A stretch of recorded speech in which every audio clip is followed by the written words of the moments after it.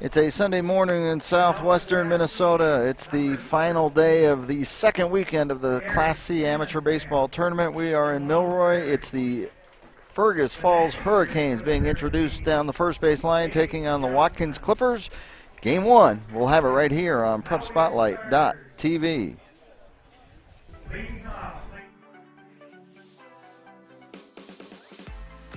The 2020 Class C Minnesota Amateur Baseball Tournament is brought to you in partnership with the Minnesota Baseball Association and presented to you by Xfinity. Xfinity X1 is the hub for all things sports with the Xfinity Sports Zone. And Wings Financial. We're for people like you.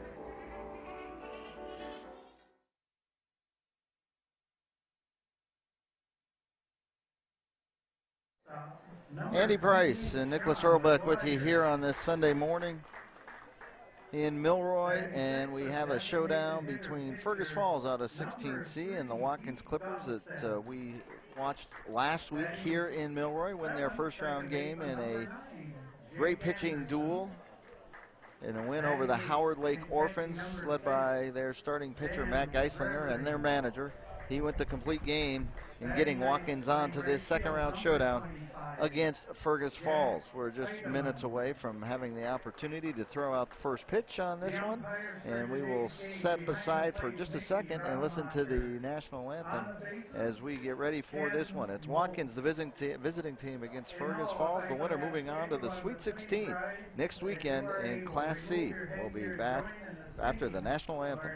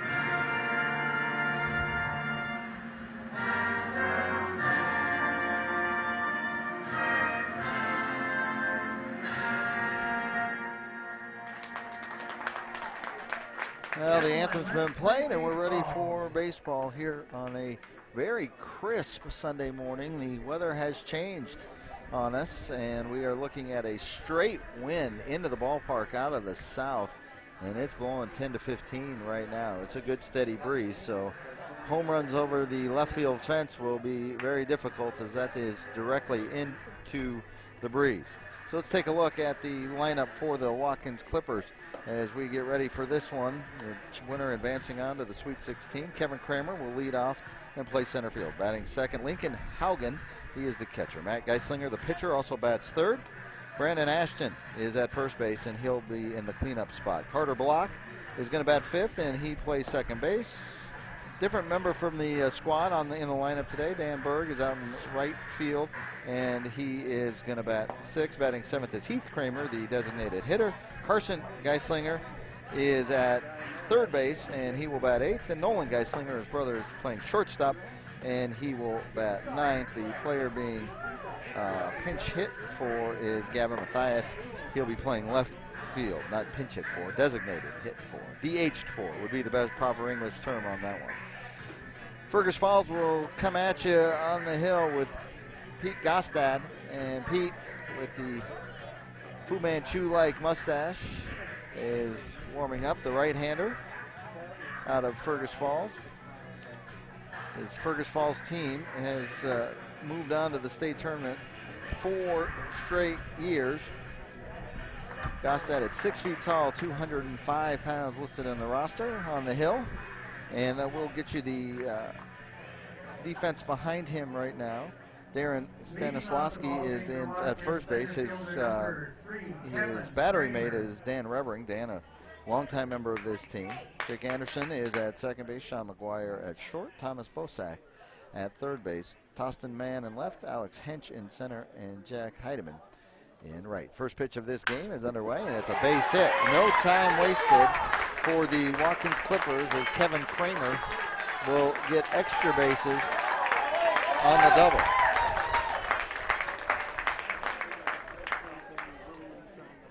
Off and running go the Watkins Clippers. Kramer last week was 1 for 4 in their win over Mike Dockendorf and the Howard Lake Orphans. It was a super game. Scoreless midway through until Watkins scratched out a run to make it 1-0 and then came through with 2 more late to win it 3-0. So this brings up Lincoln Haugen, and those 2 runs late were delivered by the catcher Haugen as he delivered a 2 RBI base hit that gave them those 2 runs. In the way that pitcher manager Matt Geislinger was hurling it last week, those 3 runs were going to be more than enough as he throws the complete game shutout. Haugen gets the squeaky ground ball, just kind of squigs it right off the bat, and then right at the first baseman Stanislawski, he's going to step on the bag for the out. Haugen does move Kramer over, so Kevin Kramer now is 90 feet away from scoring the first run of the game, and Geislinger, who last week also picked up a hit at the plate, he's 1 for 3. He comes to the plate with a chance to give himself a 1-run lead before he takes to the hill. Geislinger, one of the top 5 pitching performances so far in the Class C tournament last week against Howard Lake. First pitch, breaking ball over from Gostad for strike 1. The Fergus Falls uniforms look like the Cincinnati Reds uniforms. They're the red, or white, full whites with the red trims. Numbers down by the stomach area. The hats are red with the C, the red C as well.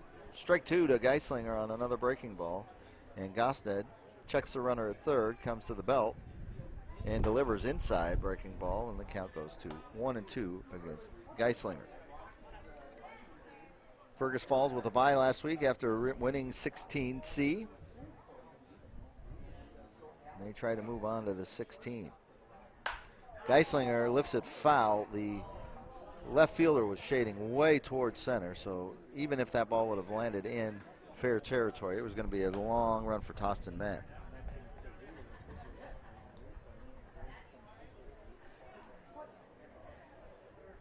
First game of the morning. We have 3 here at the ballpark in Milroy, 3 more in Springfield, and a couple games in Shakopee today, so 8 games on the docket. The 1-2 pitch on the way, and the breaking ball is off the plate, and the count is square, 2 balls and 2 strikes. Runner at third is Kevin Kramer. He doubled to start the game, and he's looking to score. Geislinger just gets a piece of the breaking ball, and the count remains 2 balls, 2 strikes. 1 down here in the top of the first inning. The Watkins Clippers. Watkins on Highway 55. Line drive, base hit. And Geislinger does help his own cause. Second hit of the inning. And give Geislinger an RBI. 1 down and 1 run in. Watkins is on the board here in the first. Brendan Ashton now comes to the plate. He's the cleanup hitter. Big first baseman. Ashton last week was 1 for 4. Starts with the open stance, and Gostad delivers his curveball in for a strike. 4 games here yesterday. We rounded it out last night with a 10-run game as the Bird Island Bullfrogs pour it on and score 10 in the middle innings. Breaking ball just misses Ashton, and it's 1 ball and 1 strike. Bird Island knocking the Dilworth Rail Dogs out of the tournament and moving on to the Sweet 16. Pitch on the way, fastball up above the letters, and it's 2-1 to Ashton. At first is Geislinger. He has the RBI base hit, and he'll take the mound when his club gets done hitting right now. We'll see what he has in store for Fergus Falls. Swing and a miss on another good breaking ball, and so far the breaking ball's been the go-to pitch for Gostad, and he has a 2-2 count now to Ashton. One down in the bottom of the first inning. And Gostad delivers another off-speed pitch, and he gets a strikeout for the second out. Hear a little bit more wind rustling through our microphones today as the breeze is kicking straight at us from the outfield, directly out of the south. So 2 down, and that brings up Carter Block, the second baseman. First pitch, down and away, 1 ball. Block last week, also a base hit, 1 for 3 on his trip. Trips to the plate. Played a good second base as well. Gostad from the set delivers, and the ball is again down and away. 2 balls, no strikes. 2 down here in the first inning. It's 1-0. Watkins on top of Fergus Falls. The Hurricanes have yet to take to the plate yet. We are just underway. Breaking ball outside, and Gostad misses again, and it's 3 balls, no strikes to Carter Block. On deck is Dan Berg. Berg, not in the starting lineup last week. He is going to be playing right field and playing today. Fastball over for a strike as Gostad gets it over, and it's 3-1 with 2 down in the top of the first inning.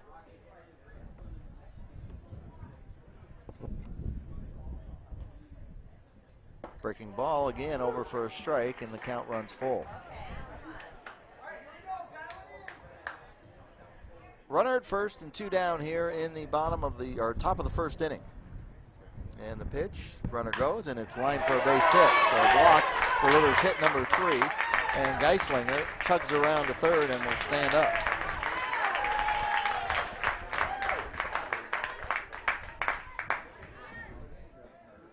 Third hit of the inning for Watkins. Now batting right fielder number 21, Dan Berg.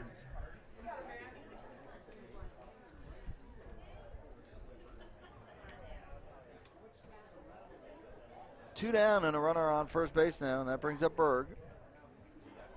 And the first pitch is on the corner for strike 1. Geislinger over at third base now, Block at first. They'll try to push another run in as they've got 3 hits already in the inning. Breaking ball, misses down and in, and the count levels 1-1. So base hit to start the game, a double, extra base hit from Kevin Kramer, and he comes around to score. Pitch down and in, and we get to 2 balls and 1 strike. Give the RBI to Geislinger. Kramer, a Minnesota State University Mankato product.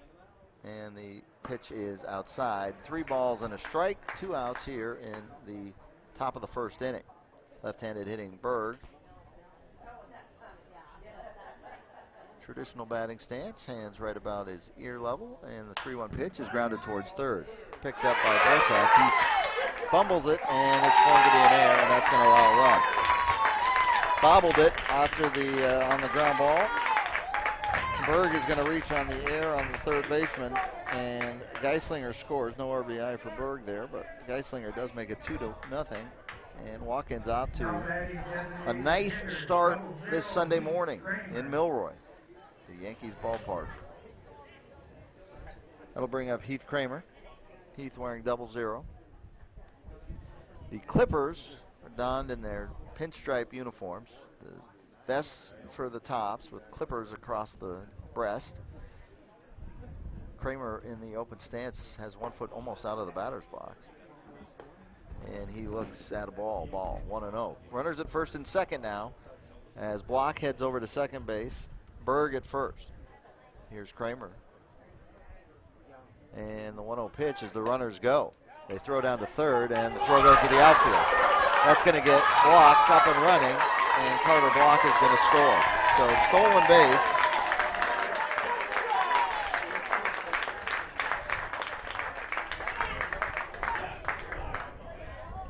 Stolen base for both, and the error on the second baseman. Second error of the inning for Fergus Falls. So they make the long journey south here, and they are struggling in the first inning with 2 outs, giving up 3 runs. So the 2-0 pitch to Kramer swung on and missed. Gosted now will try to keep the troops in it, get it out, and get them to the batter's box and see if they can respond against Geislinger. Gosted kicks and delivers. Breaking ball in for a strike, and the count goes to 2-2. Runner at second with 2 down. 3-run score, both aided by errors. Kramer fouls it straight back, hits the wood of the grandstand and just above the netting, or at the netting, and kicks back to the playing field.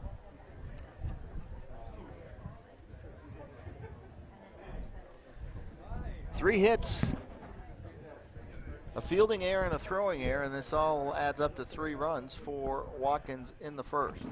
Kramer grounds past the pitcher's mound, picked up by the shortstop McGuire. It's underneath his glove, and that's going to lead to another run. It was a slow roller. McGuire not knocking it down allows a run to score. That play is going to be tough to make, but I think you absolutely have to know the situation and know that you got to knock that ball down, because if you don't, that run scores just as it does. And Watkins adds 4 on the scoreboard here in the top of the first inning. Shortstop trying to make a great play to get out of the inning, and he understands that Kramer might not be bolting it down the line, but you've got to make the play. So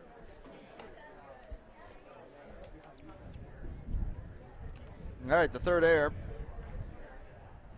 E6.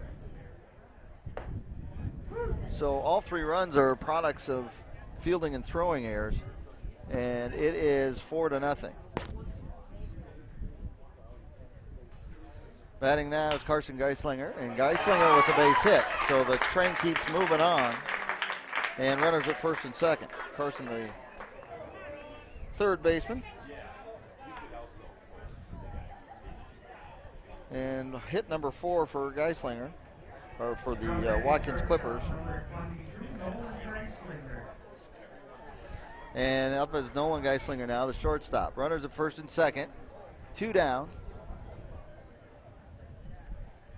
And the pitch from Gostad popped up behind the third base bag, and it is the third baseman, Bosak, who makes the catch. And it ends the inning. But all 9 Watkins Clippers come to the plate in the top of the first inning. And when you see that happen, you know there's going to be some runs scored. So it's 4 runs on 4 base knocks, 3 errors committed by the Fergus Falls Hurricanes. And it's a quick 4-0 lead for the Watkins Clippers and for their ace pitcher, Matt Geislinger. Geislinger, we talked about last week, was a key member of that Eden Valley Watkins State High School Championship team 8 years ago, and he is in good form coming off of his shutout complete game effort last week against Howard Lake. We're going to keep it right here and get you the lineup for the Fergus Falls Hurricanes. And not a hurricane wind out of the south today, but the breeze blowing, and the Hurricanes will now try to rebound offensively and get some runs for pitcher Pete Gostad and their squad as their hopes to move on to the second round, or to the round of 16. Alex Hench will be leading off. He plays center field. Thomas Bosak is the third baseman. He just made that last out. He is batting second. Tostin Mann plays at the University of Minnesota Duluth. He is in left field. Darren Stanislawski is batting fourth. He's the first baseman. Sean McGuire is hitting in the 5th spot. He's the shortstop. Pete Gostad will hit. He's pitching, and he bats 6th. First pitch from Matt Geislinger, in for a strike. Jake Anderson will bat 7th. He's at second base. Dan Revering, the catcher, is going to bat 8th. And Jack Heidemann in right field. Bats ninth. Breaking ball misses up high, and the count is 1-1. As we mentioned last week, Geislinger, complete game shutout. Struck out 6, and he gets a foul tip off the bat of Alex Hench. Hench last week, 2 weeks ago, in their region final win over Alexandria, delivered 3 big base knocks in that game. And the pitch just misses off the outer part of the plate. Geislinger wanted the fastball in for a strike, and the count goes to 2-2. Geislinger works quickly. He's already at the belt and out of the windup. And he turns his back to the target and throws fastball strike 3. Not too different of a location than that 1-2 pitch. But it's called strike 3, and Hench is down looking to start this game. Allowing just 4 hits last week on the 6 strikeouts for Geislinger in their win. Thomas Bozek is batting. He's number 2 hitter, second baseman.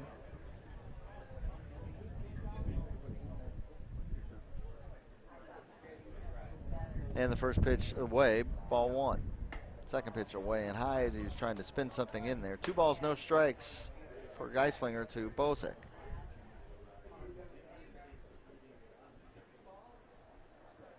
Geislinger with that delivery where he turns his back to the target, and he gets the swing and the miss from Bozek, and it's 2-1. The Clippers get a tailor-made first inning, scoring 4 runs. Strike on the outside corner, and the count is evened up now. 2 balls, 2 strikes, 1 out here in the bottom of the first inning. Watkins scoring 4 in the first, and Geislinger, one of the good shutdown pitchers in the state, gets called strike number 2.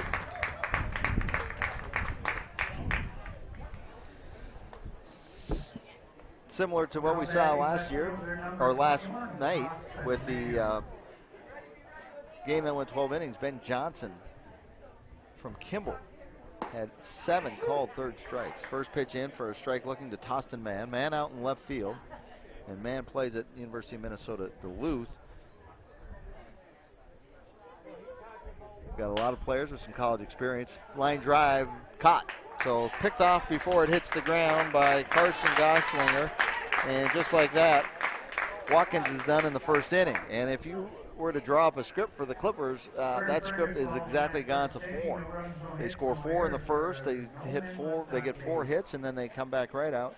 And Matt Geislinger gets 2 strikeouts and a line drive, and he quick work in the first. We're going to step aside. You're watching PrepSpotlight.tv's coverage of Watkins and Fergus Falls in the Class C state tournament here in Milroy. We'll be right back.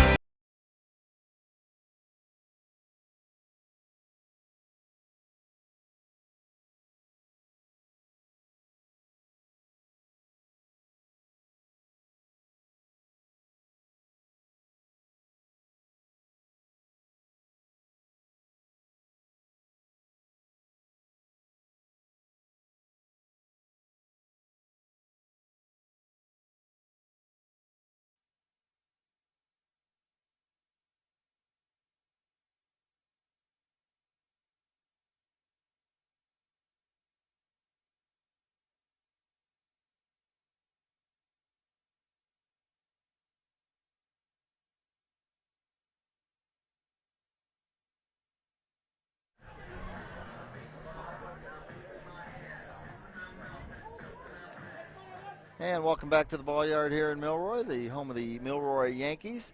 Again, the dimensions 305 down on both lines, left and right field. In the gaps in right center field, 348, 361 to left center field, and 375 straight away. Kevin Kramer, who doubled and scored in the first, is up here in the second, and he hits a first ball right at the second baseman. Jake Anderson makes the play. And Kramer in his second at-bat with the line out. And is now 1 for 2, 1 out, and that brings up Lincoln Haugen. Haugen hit one off the end of the bat, ground ball to first base, played by the first baseman Stanislawski for the out. That was the first out of an inning where all 9 Watkins batters came to the plate. Haugen, a right-handed hitter. No batting gloves for the catcher, and he sees ball 1 from Pete Gostad. See if the Hurricanes can settle down. It's now a two-part project for them. Pitch misses and it's 2-0. Not only do they have to settle down on the defensive side and keep Watkins in check now, but then you have to come up and score 4 runs against Geislinger, who has yet to give up a run in the tournament.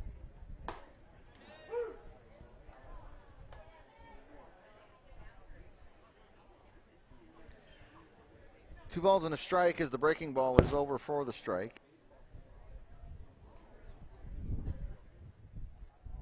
And the pitch is up. And the count 3-1 to Haugen.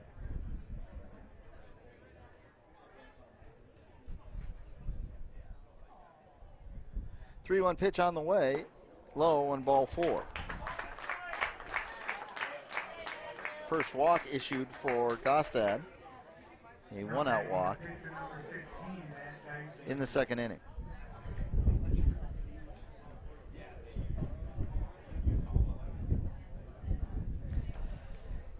Three to nothing, the Clippers beat Howard Lake last week in one of the better matchups in the first round of the tournament. Ground ball from Geislinger, and it could turn into 2. Throw over to short, but the shortstop, McGuire, unable to get a good handle on it as he transfers from his glove. So Geislinger grounds into the fielder's choice. Out at second base is Haugen, 1-6. Geislinger remains at first base. Now batting first baseman number 18. And that's going to bring up Brandon Ashton. Ashton struck out in the first. So the last 3 runs that the Clippers scored were all with 2 outs. Pitch on the way, and it's a breaking ball that misses down low to Ashton, the right-handed hitter. Count goes 1-0. The breeze picks up a little bit out of the south. It's freshening. Ashton looks at fastball. Letter high and inside. 2 balls, no strikes. Geislinger back on the base pass. He's at first base. Reaching on the fielder's choice. 2 down, top of the second. And it's 4-0.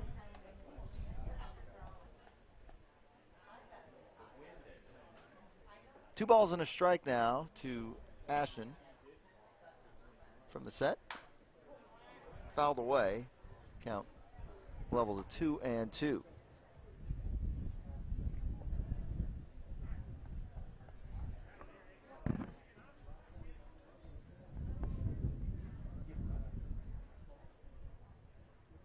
Gostad delivers, breaking ball fouled away. Gostad has not been overly sharp, but he has now watched 3 errors committed in the field, and then just moments ago, the fielder's choice when there was a legitimate chance to turn 2 and get out of the inning. Ashton swings and misses. Catcher drops, but tags Ashton as he heads down the line. So that's his second strikeout of the game, second strikeout for Gostad, and that ends the top of the second. You're watching PrepSpotlight.tv coverage of the State C tournament. It's Watkins 4. It's Fergus Falls 0. We'll be back for the bottom of the second after this.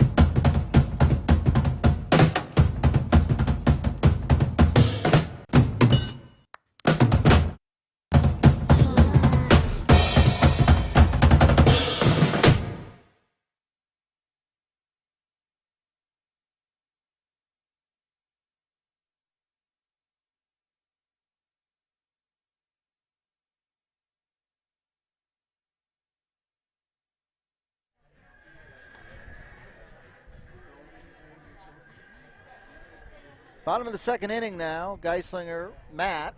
I should always reference which Geislinger I'm talking about, as there's 3 of them on the field at this moment in time. High schoolers, Nolan and Carson, at short and third respectively. Matt, out of high school for 8 years, is on the mound. And Matt's been one of the storylines of the C tournament so far, and he delivers a first pitch And it's fouled back to the number 4 hitter, Darren Stanislawski.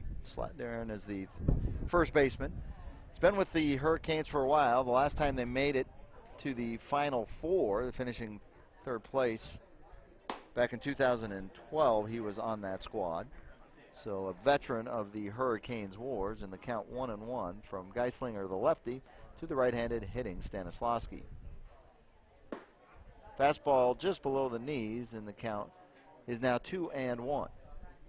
Bottom of the second, Watkins leading at 4-0. Geislinger with the big turn and the swing and the miss. 2-2 the count.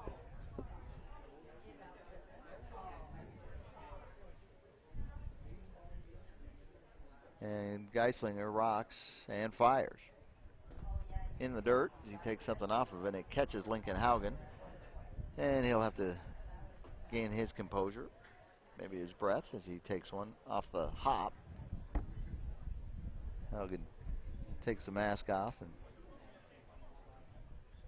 takes a couple deep breaths and lets the pain subside, and he'll come back into the catcher's position. Stanislawski with the stirrups the way they're supposed to be worn, with the stripes showing. Nice stirrups for the Fergus Falls Hurricanes. Black stripes and red stripes along with the uniform look of the white and the red. So 3 balls, 2 strikes after my fashion update. Swing and a miss. Geislinger picking up strikeout number 3. That's the first one swinging. And Sean McGuire comes to the plate. McGuire, the shortstop, also top hitter. McGuire homered in their last game, their win over Alexandria in the Region 16 final. McGuire, Concordia, Moorhead. Geislinger, lefty against lefty, finds the inside corner for strike 1.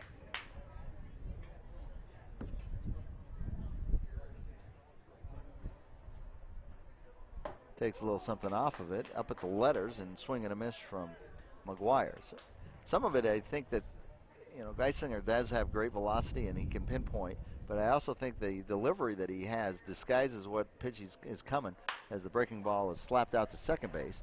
Picking it up is Block, and Block fires on over to Ashton. And the first 5 Hurricanes are retired. Here comes the pitcher, Gostad. He's hitting in the 6th spot and trying to ignite something here, down by 4. Geislinger gets a swing and a miss for strike 1. Lefty looks in and delivers. Another swing as he's able to pull the string on it. That looked like a straight change. And the count is 0-2. So Gostad 2 swings, 2 misses. And Geislinger again looking for a quick second inning. He shook off the catcher a couple times, and after seeing those 2 shakeoffs, Gostad asks for time. Umpire grants the time. I'll give you the umpires' names here. I have them in just a second. Let's watch this pitch, and maybe we'll give that at the top of the 3rd. Pitch is low and kicks away from Haugen. Behind the plate, I have Mickey Rademacher, and Ken Moats is out in the field. That's our umpiring tandem today for this round of 32 game. Ball and 2 strikes now to Gostad, and Geislinger delivers, and it's lifted out to right field where Berg is tracking it down. Berg runs 12 steps back towards the fence and to his left and makes the play. And it's 6 up and 6 down for the Fergus Falls Hurricanes through 2 innings. You're watching PrepSpotlight.tv coverage of the State C Amateur Baseball Tournament here in Milroy. We'll be right back.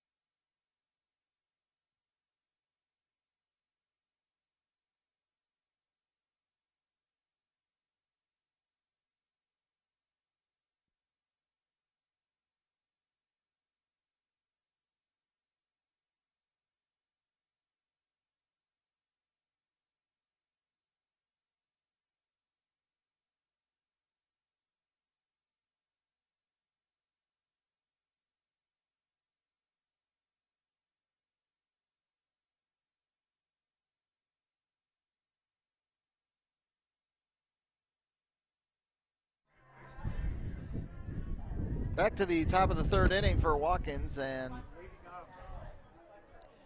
Fergus Falls 4-0. Watkins leading, and just been noticing the breeze and the cooler weather here. And as I look out to the western skies, there are some ominous blue-gray clouds that are off in the horizon.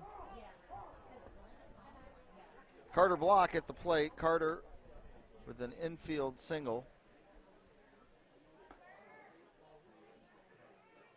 His first time up. And he came around to score. He stole third base. The throw to third to try to get him was high, and that allowed Block to score. After the foul ball, he takes a look at the curveball for strike two, and the count 0-2 on this summer Sunday in Milroy. Breaking ball, lifted foul, just getting the end of the bat on it, and he lifts it out over the netting and into the tenting and concession stand area here in Milroy. 0-2 the count.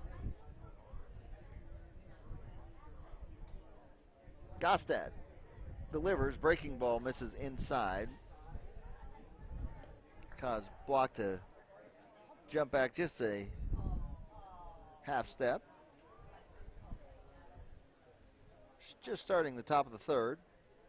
And a ground ball up the middle. McGuire scoots over. He picked it up and fires and throws wide. So Block will reach.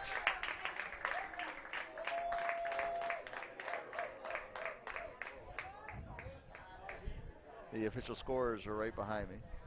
We'll wait for their call, but Block is at second as the ball gets into the dugout.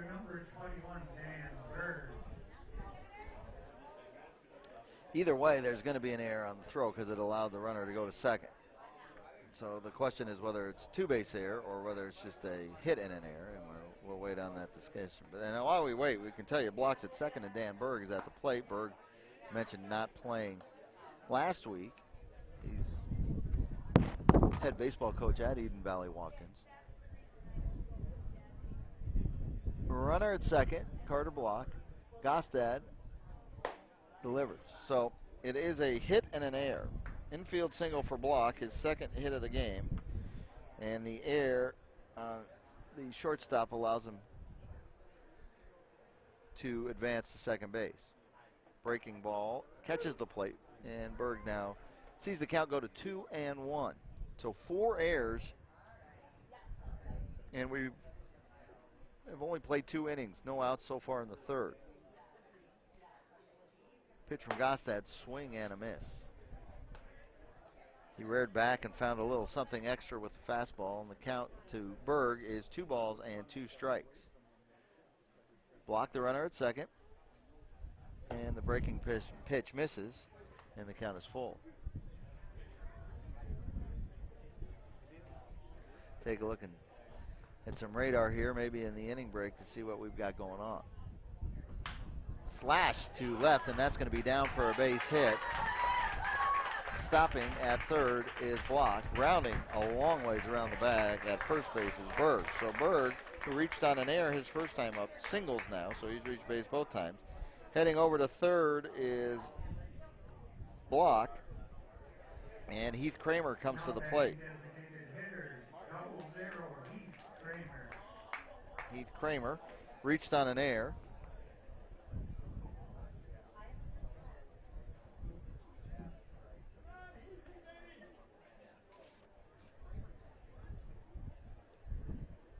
First and third, nobody out. In a 4-0 game, they throw back to first as Berg was getting feisty with his lead.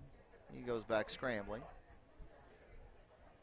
No doubt they may work some base running scheme to try to get that run home. Kramer swings and misses, and it's 1 strike. Bullpen activity for Fergus Falls. Gostad sets at the belt. Breaking ball almost hits Kramer. Kicks off the glove of the catcher, Revering, and that gets Berg over to second. So Berg will move over on a pass ball. Breaking ball was inside and nearly hit Kramer, but it hit full glove of Revering. So Now both runners in scoring position, and the infield is in to cut it off. Swing and a miss, foul tip actually, and the count is 1-2.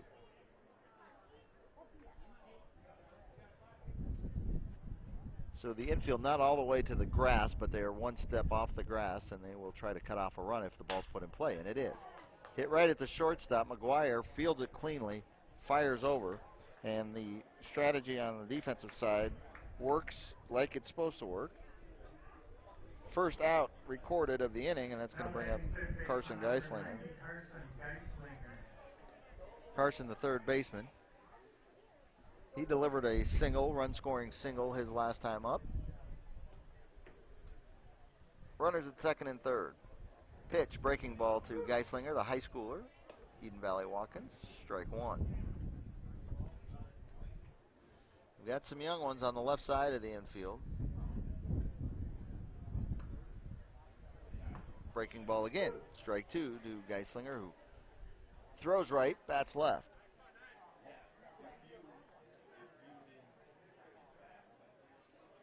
Runners at second and third. You got Berg at second, you got Block at third. One out, 0-2 pitch on the way. Breaking ball called, strike three. He might have.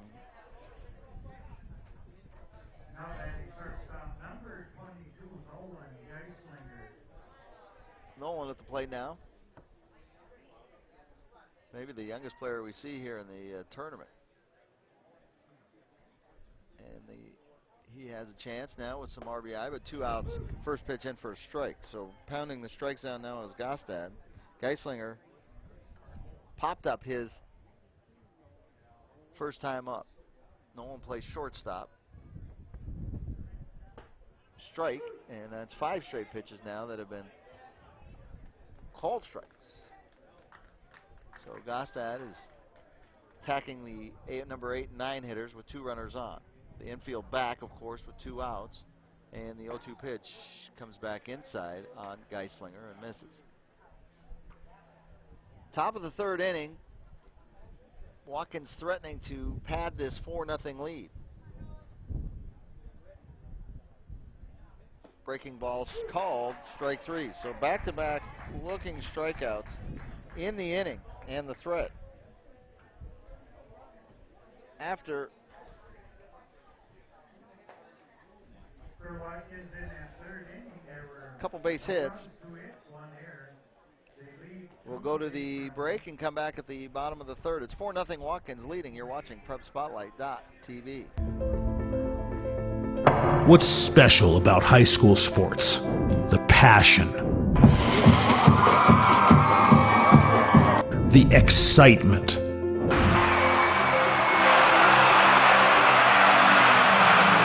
The memories. Now a 3 at the buzzer. Good! It's good! Du Bois wins it for the Rebels. It's about impacting your community. Connecting your business to this audience. This is where your customers live, where they shop. This is their circle of life. This is where your business should be. Connect with your best potential customers. This is your invitation. Get in the game.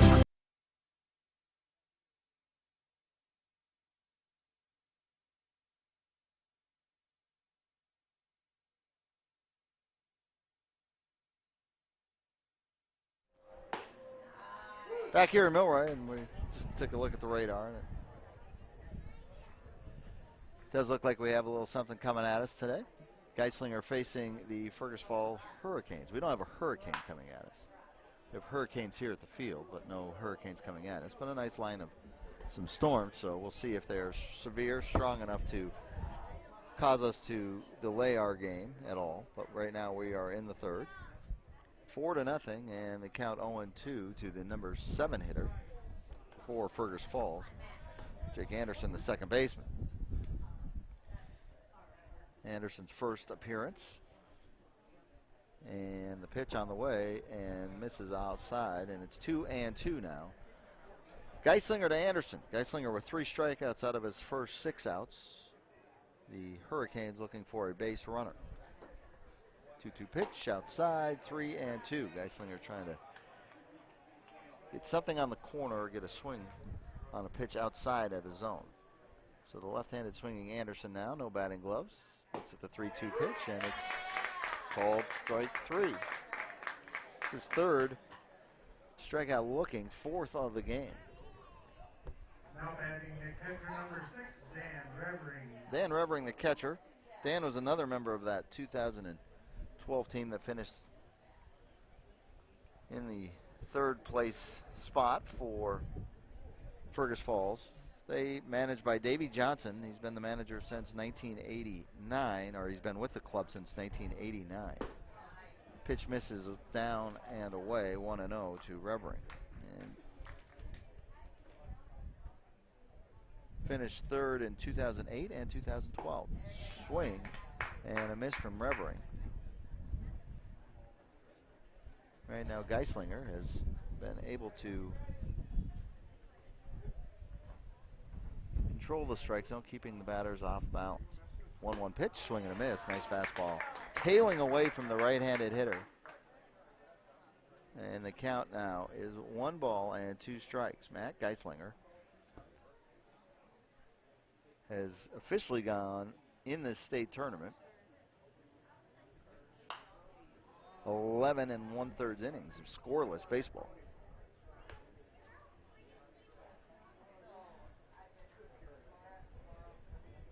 We were talking to folks from Kimball. Kimball came into the tournament. They lost yesterday in a extra inning affair. Fouled off by Revering, and the count remains 1-2 strikes. And Kimball had won their section, or their region, but their only loss of the season came to the Clippers. So some good baseball up in the central part of the state, no doubt always is. And Geislinger, when he has the chance to pitch, has a line drive, or a little blooper, not a line drive, but a blooper was hit well enough just to get over the head of Geislinger, Nolan, for the first hit of the game, first base runner of the game, Dan Revering with the base hit to left field. 4-0 here in the bottom of the 3rd inning. And Milroy with some gray skies to the west of us coming our way. Jack Heidemann, the number 9 hitter, wearing number 25, steps in, and the first pitch is inside, ball 1. Geislinger thought he had that pitch. Geislinger gives up his first hit of the game, so he's out of the stretch now. Shorten up that delivery. Kicks and delivers, and it's a fastball that slides outside, 2-0. We'll swing back to the top of the order. After Heidemann hits, Heidemann playing in right field. Runner at first, 1 down. And the pitch is high, and Geislinger falls behind, 3-0. Fergus Falls trying to mark the scoreboard, make a dent here before, as we're here in the 3rd inning. Runner at first, Revering dancing around, and the fastball is in for a strike. I don't know how much attention Geislinger was paying attention to what Revering was doing. He's being held at first base by Ashton, and stepping off the back of the rubber is Geislinger. Revering again. 3-1 pitch, swung on and missed, and the count runs full. 3-2 strikes.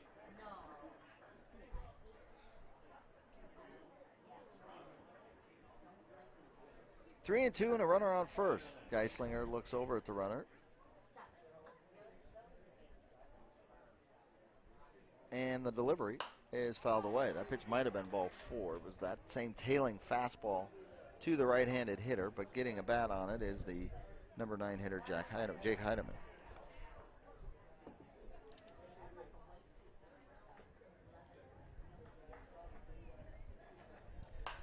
Three-two pitch again by Jack Heidemann, and is fouled away and over the top of the party deck. And he keeps his at-bat alive.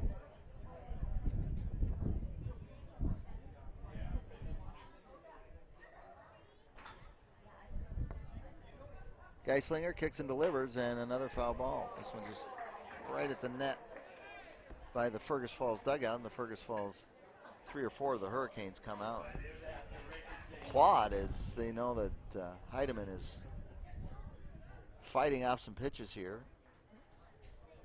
making Geislinger work for everything he's getting in this at-bat. 3-2 pitch misses inside, and a great at-bat from Jack Heidemann. So 2 base runners on board here in the bottom of the third.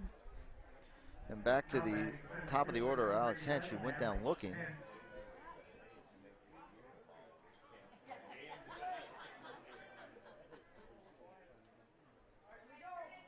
Two on for the left-handed hitting Hench, who's the center fielder. 1 down in the third. Geislinger delivers in for a strike. He had squared the bunt, pulled back. The pitch was right over the middle of the plate.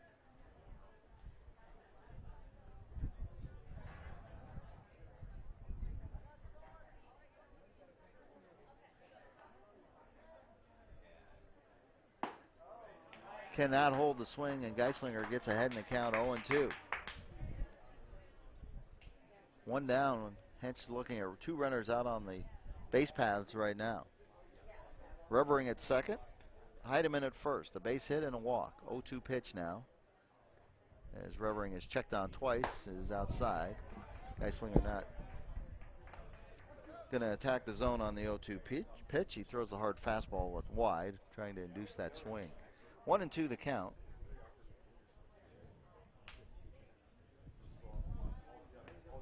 And the Watkins ace delivers. Swing and a miss on an off-speed pitch. So Hench is down for the second time, both times on strikeouts, and that's going to bring up Thomas Bozek.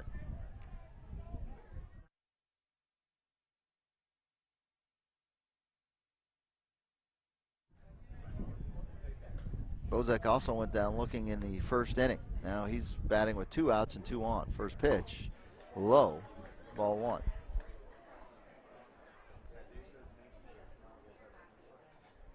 So after 2 quick innings, a couple stumbles here from Geislinger. It gives up the bloop base hit and then the walk to the number 9 hitter.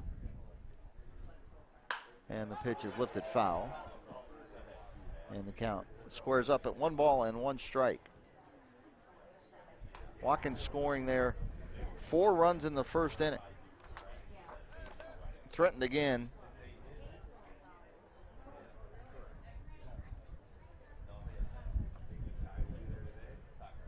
In the third, but did not score. Ball and 1 strike to Thomas Bozek, the third baseman. Swing and a miss. Another pulling the string off an off-speed pitch that Bozek was way out in front of. Again, changing speeds, hitting spots, and that's what we saw Matt Geislinger do last week against Howard Lake, and he has continued the trend here. 2 on, 2 out, 2 strikes. Pitch is floating outside, and the count runs 2-2. So this will be my one time that I use the Vin Scully, my ode to Vin Scully line, although Vin is still very much with us. 2 on, 2 out, 2 balls, 2 strikes. Deuces certainly are wild. 2-2 pitch on the way, and it's a line drive that Geislinger catches. Not hit right on the nose, but hit hard enough that it gets him to flinch and catch at the same time. So a line drive to Geislinger ends the third inning, and we will head to the fourth. What we're going to show you here as we go to the top of the fourth is some highlights from last week's Class C play. We had some great games in both Milroy and in Springfield. I'll give you take a look at what we saw in week 1 of the tournament on ProSpotlight.tv. Driven to the gap in left center field. This one lands. Big throw to the plate. It's not in time. 4 and a walk. Runner going. Byer. And the pitch gets away. Byer coming home. There won't be a play. And Foley wins the game. Sorensen delivers. It's hit hard to right. And that is going to be over his head. Delivers an RBI double. 0-2 pitch. Inside corner, strike 3. And that ends the game. He gets him on a called third strike. He had 2 called third strikes in the inning. Ground ball up the middle. Great stop by the second baseman. Firing to first and got him. But guess what? The Trial League Mudcats have just taken the lead. Pitch. Hit a long way. Deep. Looking back, and it is gone. And Matt Ambrose has opened this game up with a 3-run home run.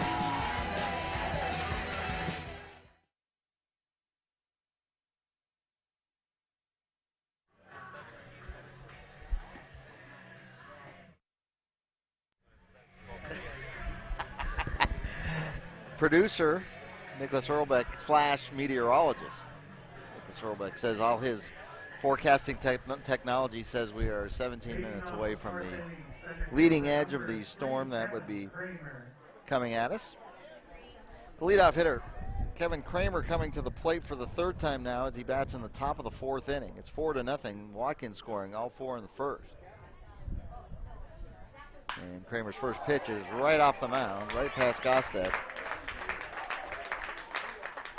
And he takes another really wide turn. But Watkins runners have been aggressive on the base paths, and Kramer, with his second base hit, right back up the box. Lincoln Haugen catching and batting second. Haugen walked his last time up. He's 0 for 1. Off and running is Kramer. Throw is high, and Kramer will steal the base, and another throwing error allows Kramer to head over to third. So as I just got done saying, they are aggressive on the base paths, and that is error number 5 in this game. Last week we had a couple teams commit 5 errors in a game, and Watertown, the Red Devils, actually committed 5 and 1. That's something you just don't normally see. And the error column today for Fergus Falls is going to tell part of the story when we write the final story on this, and we're far from writing the final stories. We're just in the top of the 4th. 3 balls and no strikes now to Haugen. And a runner to put the team up 5-0 is just 90 feet away on third base, and the pitch is outside, wild pitch, and that's going to allow Kramer to score. So Kramer scores for the 2nd time. He does it almost all on his own. Haugen's going to trot down to first base with the walk. His 2nd walk, and those are the 2 walks that Gostad has offered up, issued. 5-0 your score now as Watkins extends their lead on Kevin Kramer's single, stolen base, error on the throw, wild pitch scores. First pitch to the opposing pitcher now, Geislinger. Geislinger's reached base both times. He singled in the first and on a fielder's choice in the second.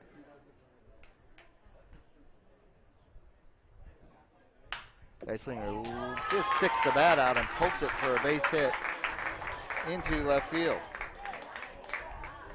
So Geislinger's second hit, both balls have gone that direction.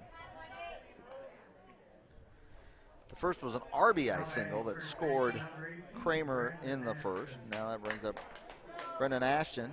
Ashton 0 for 2. He was 1 for 4 last week. Runners at first and second and nobody out as the skies get a little darker to our west.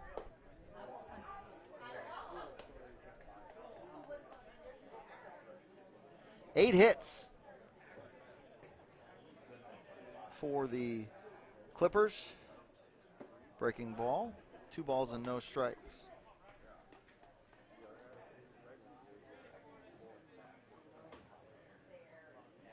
Gostad way over to one side of the mound.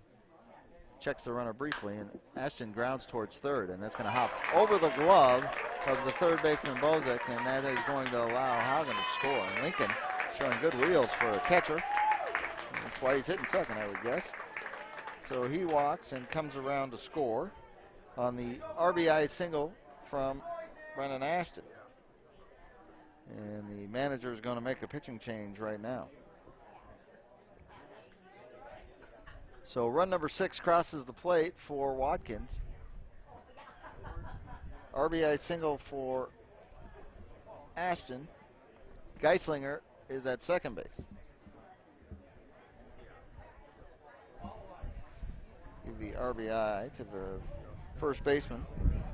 And we have a 6-0 game, and we have a pitching change. So Gostad's out after 3+ innings.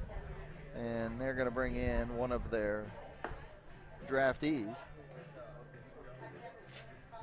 Now pitching for Fergus Falls, the draftee from Long Prairie, number 14, Eric Hinnenkamp. Eric Hinnenkamp is into the game now.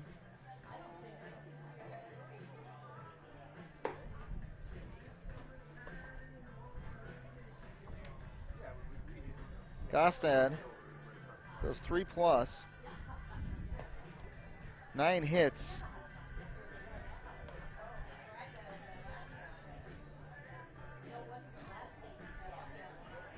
Six runs. There's 2 more of his that are out there.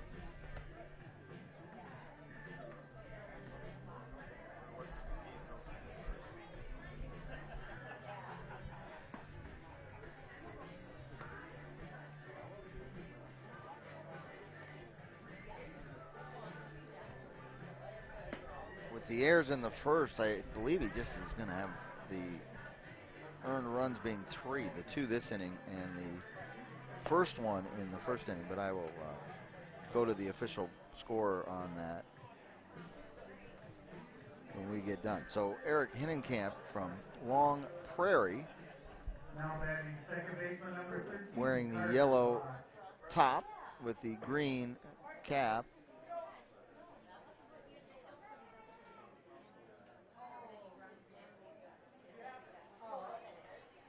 Wearing number 14, he takes to the mound, and he's going to face Carter Block. Block has reached both times 2 base hits, both infield singles. He scored in the first. Stranded at third base in the third. 6-0 your score. 2 on, nobody out, and the first pitch is a breaking ball that's in for a strike. Hinnenkamp, a right-hander. He'll be facing the right-hander Block. And then the left-hander, Berg. Another off-speed pitch. Gets a swing and a miss, and no balls and 2 strikes. In the top half of the 4th inning, it is 6-0. Watkins in control, really since the first at-bat. Leadoff double, and they haven't looked back. High breaking ball, and Block fouls it off. Temperature seems to have dropped even a few more degrees here. Wind continuing to come in out of the south, which is right out of left field. 0-2 pitch, another breaking pitch, and it was up high and allows Block to see it, and he gets enough on it to foul it back. Geislinger at second, Ashton at first. Another foul ball right off the glove of the catcher, tips off the glove of the catcher Revering. 2 more games to follow as we keep our eye on the skies here in Milroy.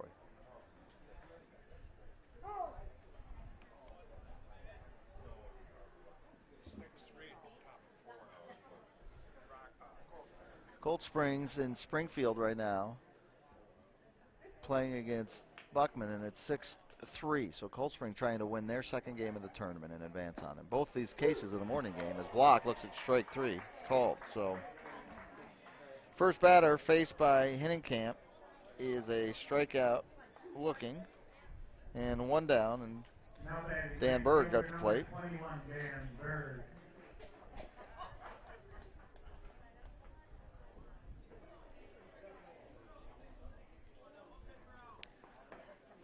Berg, one of the 9 hits. He's reached base both times. He scored in the first inning as well. He grounds it towards short. It's a slow roller. They're going to throw and get Geislinger, except it hits him right in the back. What is the call?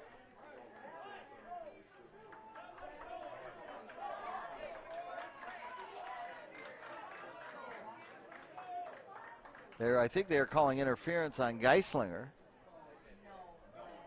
because he held up as the ground ball was there. He held up as he was running a little bit and to maybe screen the shortstop.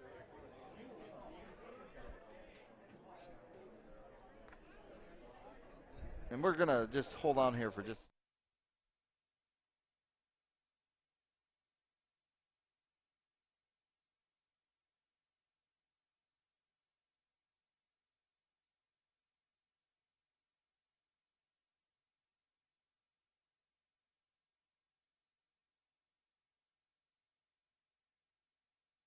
Wow, that is one of the strange ones. So they're going to call interference, runner interference on the pitcher, and they're going to say that they are assuming a double play. It was a slow roller. It was a very slow roller. And Geislinger, I don't think it would, if you asked him a question under oath, would say he wasn't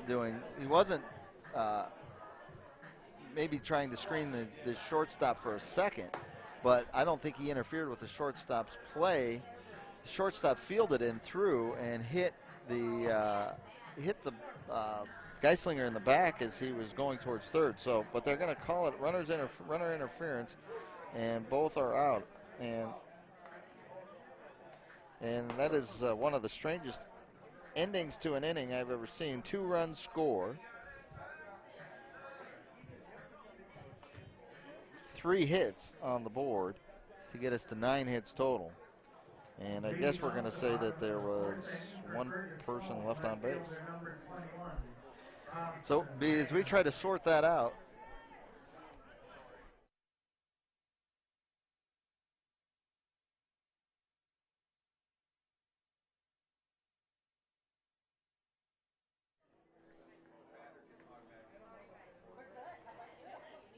all right, we go to the bottom of the 4th inning now, and just craziness ensuing there. And abruptly ending an inning on a runner interference double play.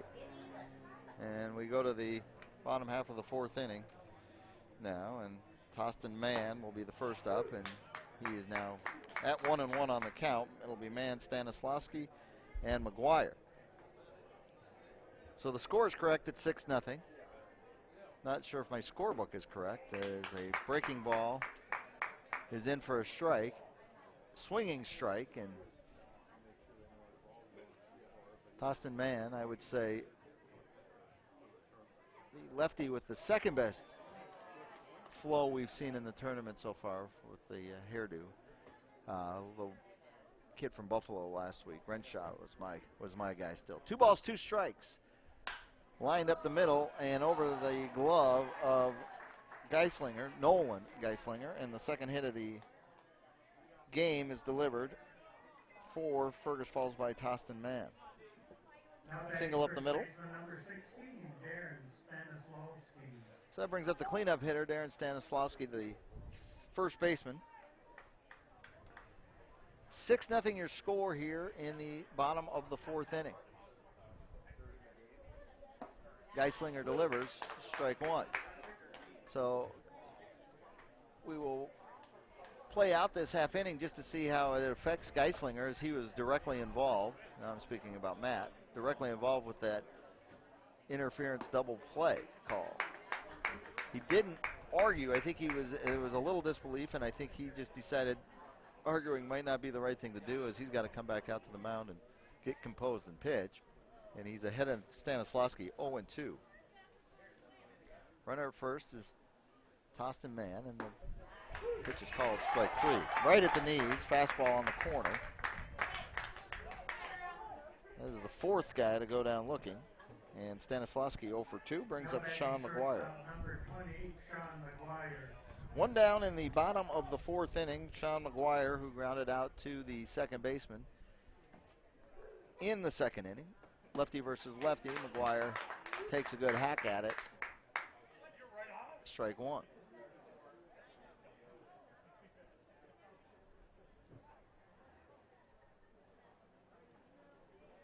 Lots of runs being scored in the game in Springfield. Is at 10-3 now. One player has 3 home runs. Cold Spring swinging the bat foul ball on the 0-2 pitch from McGuire. So Cold Spring off and running in the 4th inning, 10-3 over Buckman. I'll get an update on that, full update on that in a second, but lots of action, and it's sunny over in Springfield at this moment in time as the storm's sweeping across the west. And it is on our doorstep, possibly. As I look to the south and the west, there seems to be some lighter skies, but I'm not a meteorologist. I'm not going to pretend to be. Runner at first, and 1 out. 0-2 pitch on the way. Breaking ball is popped up and right at Nolan Geislinger, and he makes a catch. So great breaking ball from Matt Geislinger, and he gets Sean McGuire to hit it off the end of the bat, and it's a pop-up to the shortstop. 2 down, and the pitcher, Pete Gostad, who's no longer the pitcher, now he's just the designated hitter. Now batting a designated hitter, number 3, Pete Gostad. At the plate, he flew out to the right fielder in the 2nd inning. That ended the 2nd inning. Leadoff single by Tostin Mann. They tried to pick him off at first, and the play having to be made by Ashton over at first base. Brendan Ashton sprawls to save an error and on the throw, and a runner moving into scoring position. Swing and a miss from Gostad. Fergus Falls did have a runner on second base in the last inning, in the 3rd. A hit and a walk.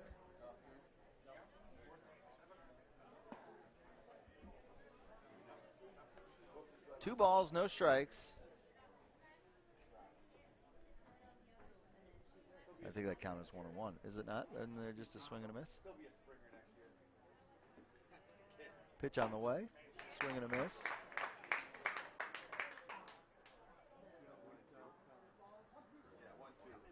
One ball, 2 strikes. 2 outs. I swear I'd called a swing and a miss. I don't swear. And another one. So a strikeout of Gostad, and the leadoff single goes for naught. And we are headed to the 5th inning, and it is 6-0. We're going to take a look at last week's Class A and B highlights, including the championship win for Minnetonka. You're watching PrepSpotlight.tv coverage of the Class C State Baseball Tournament in Milroy. Andy Price, Nicholas Earlbeck with you. We'll be right back. They haven't been easy to come by. Here's a high fly into left field, way back and gone. Brown takes his lead at first, the 2-2. Lifted in the air, shortstop.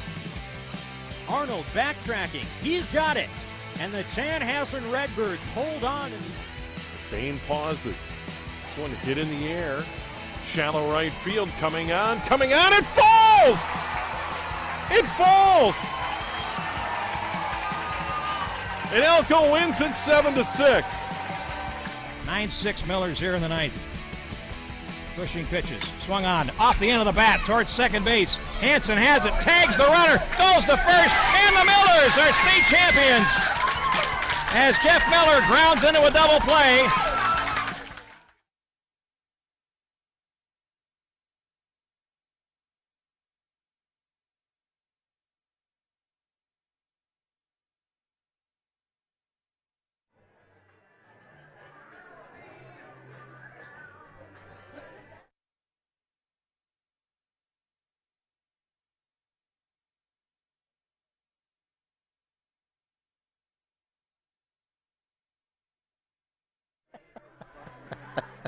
Back with you here in Milroy. We're getting baseball updates and weather updates coming at me from both directions. Very interesting happenings over in Springfield in the Cold Spring Buckman game. Cold Spring up 10-3. Austin Duffner, number 2 hitter for the Cold Spring squad, has 3 home runs in the game and 7 runs batted in early. They've hit 4 home runs in the game, and they lead at 10-3. So Cold Spring having a good. If you're a Cold Spring baseball fan, you got a little something to watch today. You're watching this morning, and then you have Class B action this afternoon up in Shakopee. Ball and a strike now to Heath Kramer, the designated hitter. He reached on an error and he grounded out. He looks at a strike on the corner, and it's 1 ball and 2 strikes. We are in the top half of the 5th inning. The darker skies have subsided a little bit, but it still looks like some rain heading our way. Strikeout by Kramer for the first out. And we go to the Geislingers. Now batting third baseman number 9, Carson Geislinger. Carson wears his stirrups Pete Rose style from the 70s and 80s. Low. Have him rolling a little low, pants down, just a few inches above the ankle. There's your fashion tip for the day. 0-1 on the pitch from Hinnisford to Geislinger, and they're going to have to cover the base. Geislinger gets down the line quickly, 3-1.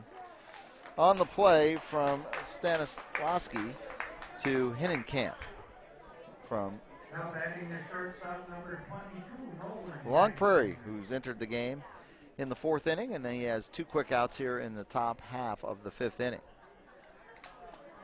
Score is 6-0. Pitch on the way, grounded right back to Hinnenkamp, off of Hinnenkamp's shoulder, and Nolan's going to be on board. And they give it a hit off the pitcher. So Nolan Geislinger adds his name to the hit campaign. Center fielder number 3, Kevin Kramer.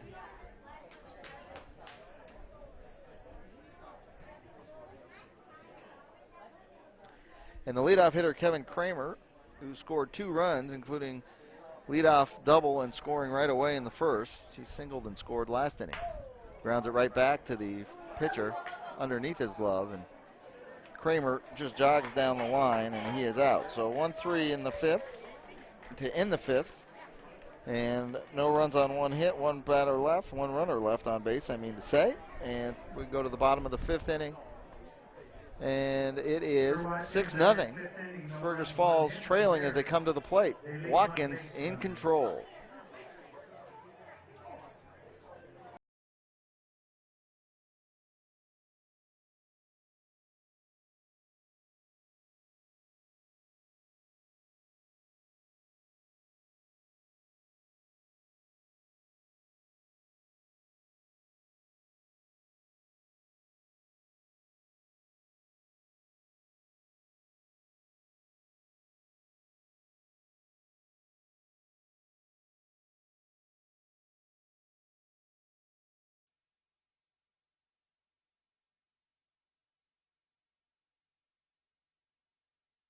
As we take a look at the skies here, just out to the west of Milroy, a little to the south and the west of Milroy, you see that they were a little darker. There was a little darker bluish gray not too long ago, but the clouds are here. We get ready for the bottom of the 5th inning. See if the rains do follow. Bottom of the 5th inning, and coming up to the plate, 7, 8, 9 hitters. This is Jake Anderson, and he rips it foul, hooks it foul. Jake number 9, struck out looking his first time up in the 3rd. Geislinger, Matt, has given up 2 hits. He's also walked a batter, and his count is now 0-2 as the second pitch is a fastball in.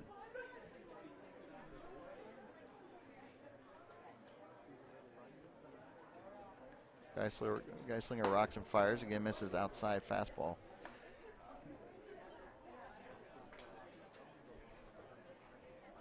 One and 2 to Anderson, and the pitch is on the way. He takes something off of it, and Anderson's out in front of it and fouls it away. It's the tip on the foul. Bottom of the 5th inning. All Watkins in this one.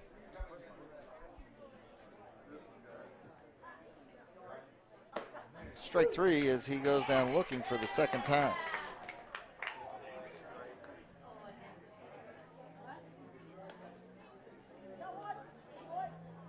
Seventh strikeout of the game for Geislinger. 5 of them have been called. Now batting the catcher number 6, Dan Gregory. 8th strikeout of the game for Geislinger, I'm sorry. 2 in the first, 1 in the second. 2 in the third, 1 in the 4th. 2 in the 4th. Pitch is low. My math skills just struggling on this Sunday morning. He does have 8. 1-0 pitch on the way to Revering, the catcher. Dan had a base hit, advanced over to second base as the count is 2 balls and no strikes. Swing and a miss. 2-1. 5 of the 8 are looking, 3 are swinging on the strikeouts, and we'll stop belaboring this point and my math. Up next we have Foley taking on New Prague. That game's scheduled to start at 2. Ball hit well out to right field. Berg backing up on it. He has a beat on it, and he makes the play. So 2 quick outs, and we go to the number 9 hitter, Heidemann. Jack Heidemann walked his last time up. And then at 5 o'clock, Lake Henry will take on the defending Class C champions, the Brewers of Jordan. So that's the matchup here. 3 games going on in Springfield as well today. We'll have updates on those scores, and then the semifinals as we go to double elimination in Class B. Another fly ball out to right. Berg this time has to come in. He comes towards the foul line, and he makes the catch. So Geislinger has a 1-2-3 inning. It's his 3rd. He hadn't gone 1-2-3 in the 1st and the 2nd, and here in the 5th. So through 5, it is 6-0, and the grounds crew comes out of running, and we will be right back after this on PubSpotlight.tv. What's special about high school sports? The passion, the excitement,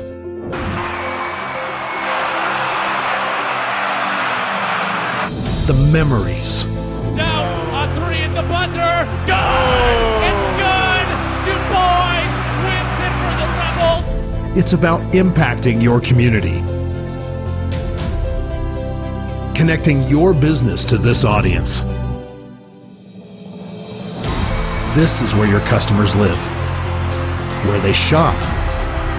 This is their circle of life. This is where your business should be. Connect with your best potential customers. This is your invitation. Get in the game.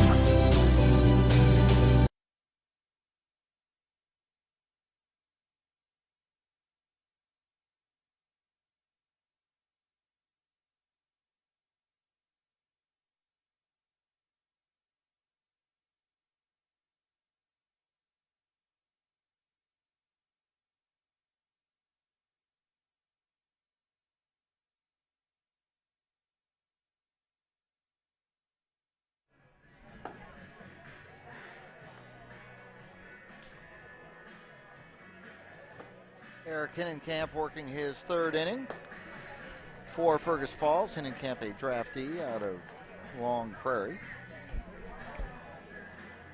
Coming up to the plate for Watkins this 6th inning, the 2, 3, and 4 hitters. 2, 3, 4, it'll be Haugen, Geislinger, and Ashton.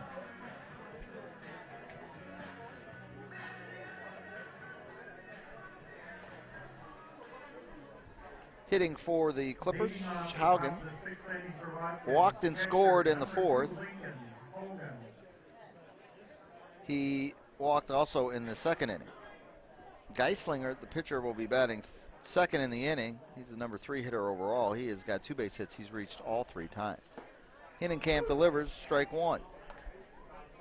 6 runs on 10 hits for Watkins. We are in the top of the 6th. And Haugen's going to lay down a bunt, and fielded cleanly by Bosick, but the catcher, Haugen, showing good speed skills on the base paths, and he leads off the inning with a bunt single. So Hagen with a run, and now has a base hit, and that brings up Geislinger, who has the RBI single in the first inning, and then he singled again in the fourth, and that was the inning that created great confusion. Was a Geislinger ended up being called out on a runner interference, and they awarded a double play. The umpires did. That ended an inning when it looked like maybe a couple more runs would be scored. So 1-0 to Geislinger in the first pitch, or the second pitch is fouled back, and it's 1-1.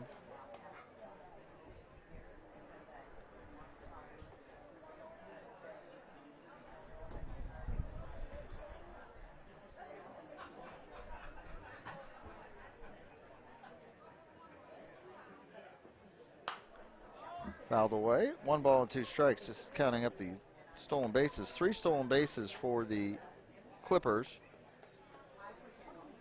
One was a double steal,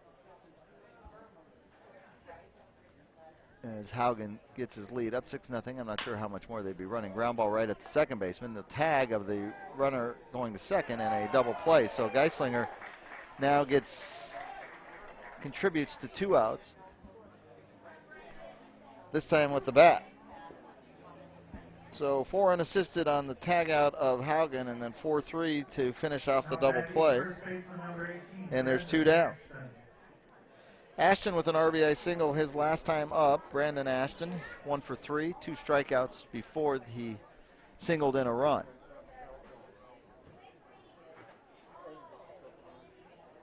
And he flies it foul. It's going to be a long one run, but it lands inside at the ballpark. But Heidemann was on his horse, but the horse not fast enough to catch that one. Top half of the 6th inning.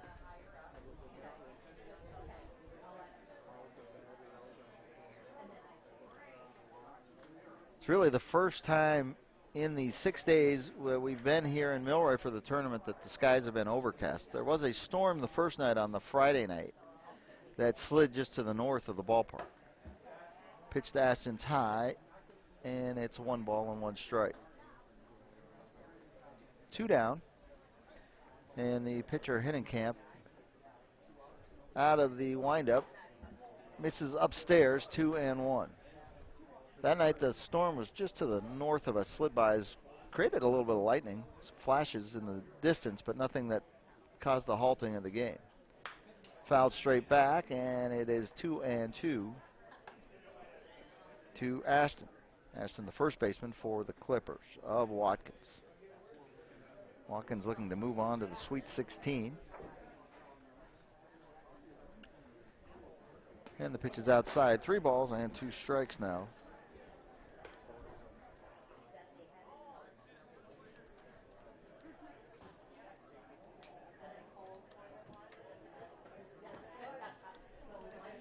Hinnenkamp to Ashton, and the pitch is on the way. The 3-2 pitch, grounded towards third. Another play having to be made by Bosek. Throws across, and not in time. So the cleanup hitter beats out the ground ball, and that is another infield single, his second hit of the game, the 12th hit overall for Watkins through 6 innings, averaging 2 hits per inning.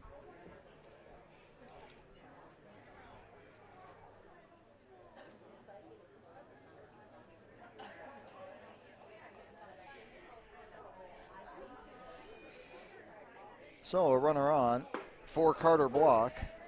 Block struck out his last time up. He went down looking. Before that, he had 2 infield singles. Runner at first is Ashton. There's 2 down. Block pops it up foul. No balls and 2 strikes.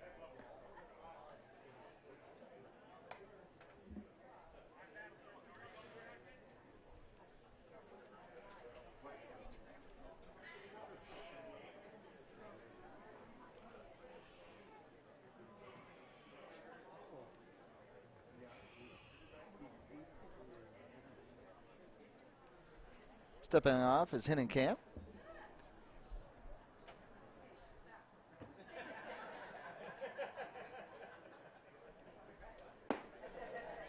And the 0-2 pitch misses wide.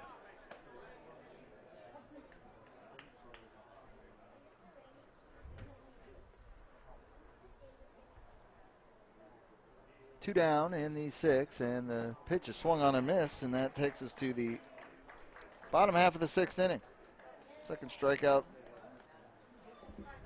for Block, and the third strikeout for Hinnenkamp, who's come in relief and kept everything in check. We go to the bottom of the 6th. Winner of this game will face Bird Island. Bird Island 10-run Dilworth last night, 10-0 the final. They scored the 10th run in their half of the 8th inning to end that game early. So Bird Island will take on the winner here next Friday. That game in Milroy, 7:30 p.m. on Friday in the round of 16.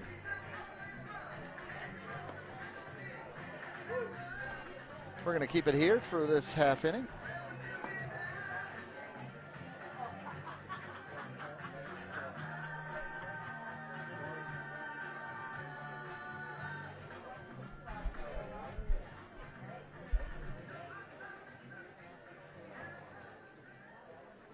Do let you know that Town Ball, Uniquely Minnesota, the Emmy Award-nominated show on Fox Sports North, produced by Big G Media, is now available on Amazon. You can order all 8 episodes there, and if you're an Amazon Prime member, you have the chance to get it for free.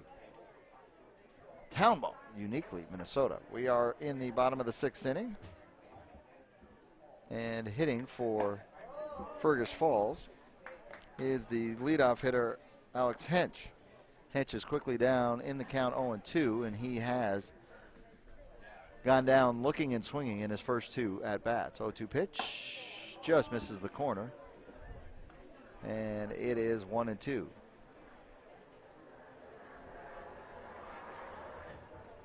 Geislinger delivers an off-speed pitch, breaking, and it's fouled away as truck traffic heads down Highway 68 in the outfield. You might hear that in the background. On the south end of Milroy, we are right on Highway 68, Minnesota Highway 68, and strikeout number 9 on the game, and another strikeout looking 6 of those backwards Ks for Matt Geislinger. Bozic, the third baseman, is batting. He lined it back to the pitcher his last time up. He struck out in the first inning, and the first pitch is a ball, or strike, I believe, as the scoreboard has not updated. And he flies out to right. He flies right to Berg, as Dan Berg is in the right spot defensively, and he moves towards his right to make the play. So 2 up and 2 down in the bottom of the 6th inning, and that's going to bring up Tostin Mann. Now batting left fielder number 21, Tostin Mann.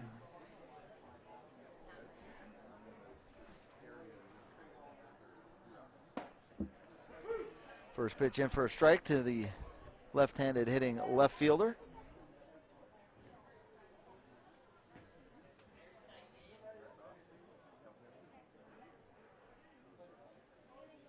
Starts with his front foot almost out of the batter's box. Curveball. This is inside, and it's a ball and a strike. Geislinger disgusted with himself or something about that. Maybe he left it hanging in there a little bit. That breaking ball did seem to hang, but Mann was taking. Fastball grounded towards first, and that thing's going to spin. Foul. Ball and 2 strikes now to Tostin Mann.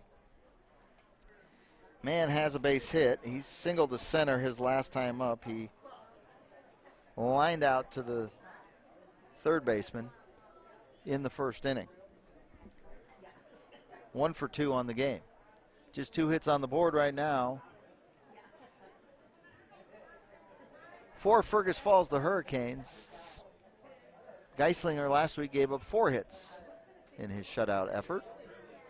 And swing and a miss, and strikeout number 10 now for Geislinger. So we are going to the 7th inning. And it is still 6-0. For Fergus Falls in that 6th inning, no runs, no hits, no errors. Watkins leading Fergus Falls. We're going to step aside. You're watching the Class C State Baseball Tournament on PrepSpotlight.tv.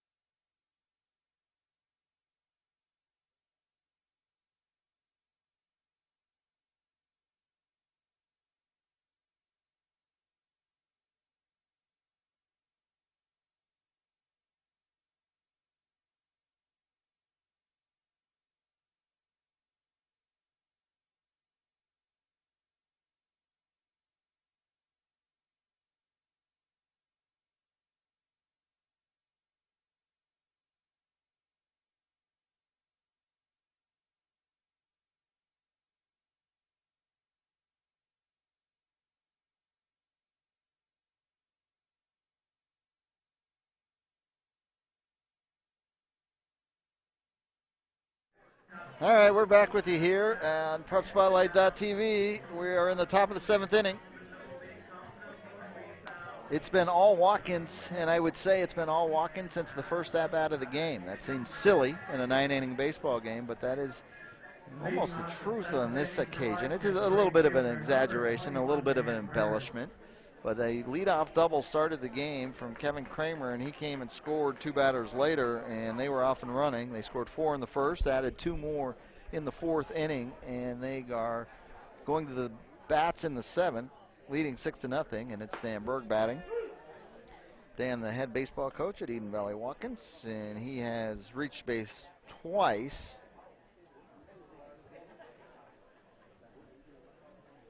And the last time he was up was the slow grounder to short where the runner interference was called that ended up in the double play. So not even exactly sure how to score that. I didn't learn that play in my scoring school. No balls and 2 strikes to the left-handed hitting Berg, and a breaking pitch or an off-speed pitch from Hinnenkamp. Eric Hinnenkamp is outside.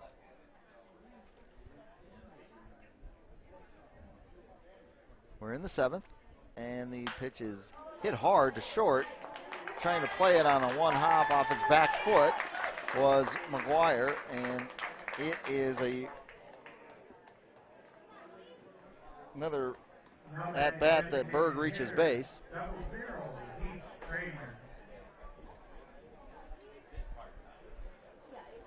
Waiting on the scoring decision. And it's a hit. Infield single. And Heath Kramer at the plate. Heath reached on an air his first time up, and then since then has struck out and grounded out. 6-run lead for Watkins. Of course, we saw it last night in our final game. Pickoff play almost, gets away from the first baseman.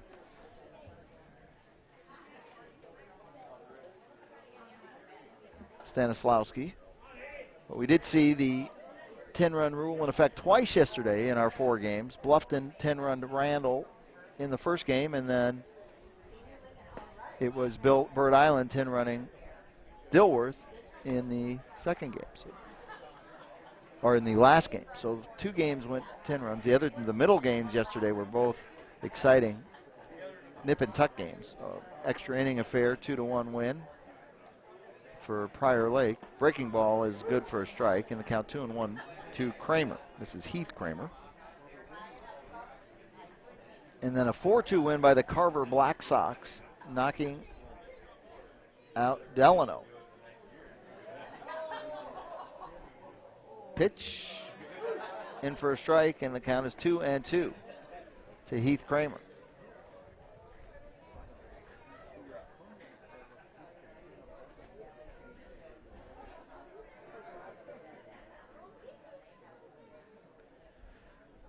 Runner at first was Berg, and a swipe tag made after the throw from Hinnenkamp, but Berg is in safe.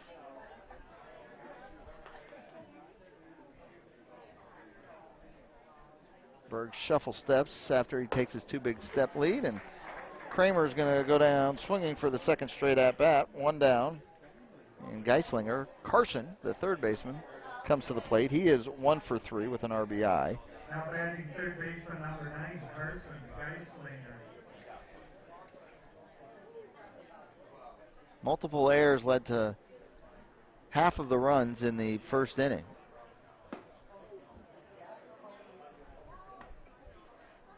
First pitch outside, ball 1. As Watkins scored 4 quickly, and it's really set the tone for the game. In for a strike, 1 ball, 1 strike to Geislinger. His RBI single in the first, he then struck out looking in the third and grounded over to first base. His last time up in the 5th inning.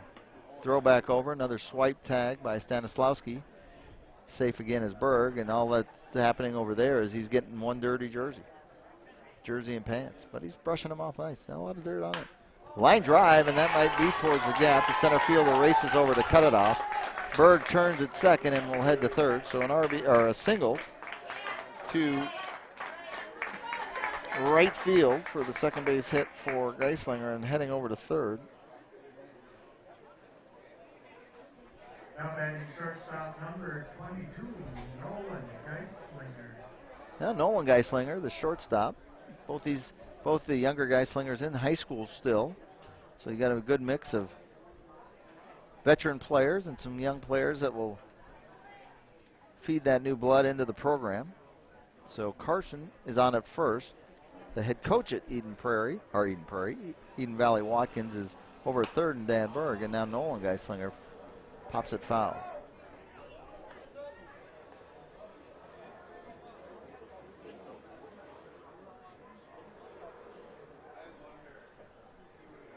One out and 2 on.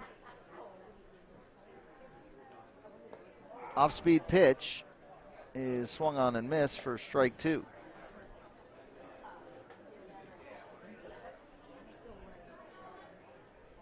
No balls, 2 strikes. Nolan is 1 for 3 at an infield hit his last time up. Popped up to the third baseman his first time up and struck out looking. Foul tip off of the catcher.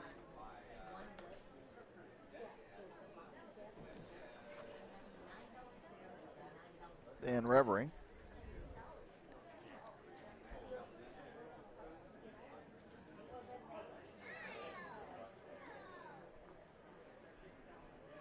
(0-2) to Nolan Geislinger. Hinnenkamp kicks and delivers, and the pitch is in for strike 3. So second time that Nolan Geislinger has gone down looking, and he is still one. He is now 1 for 4.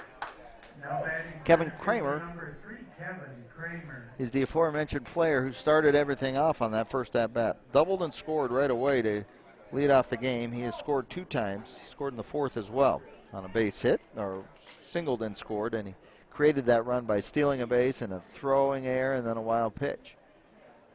See what he does with runners at first and third, and he grounds it back towards short. It's picked up there by McGuire.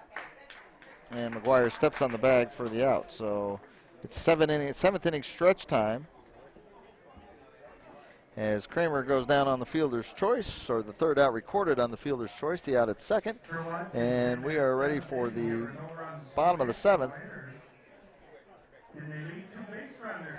And we'll step aside here. You're watching PrepSpotlight.tv coverage of the Class C State Baseball Tournament. Here it is 6-0. Still in Springfield, it's 10-3. Cold Spring leading Buckman. And we'll take a quick break and be back here for the bottom of the 7th right after this.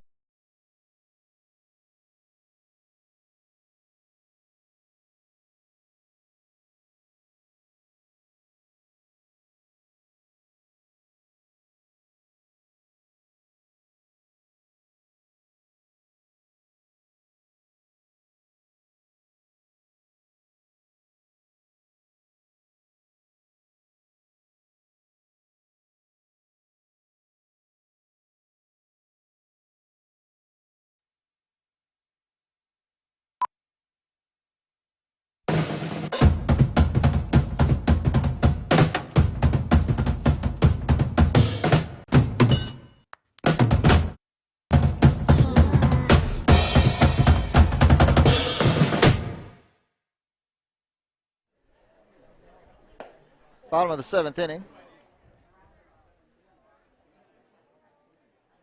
And Stanislavski at the plate facing Geislinger. Swing and a miss on the second pitch. The first pitch was a ball.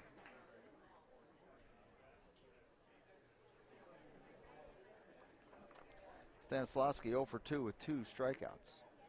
Swing and a miss at a floater outside. Off-speed pitch was out, but induces Darren to go after it. Geislinger turns his back to the target and throws another pitch that slides away from the right-handed hitter, and count 2 balls and 2 strikes here in the bottom of the 7th.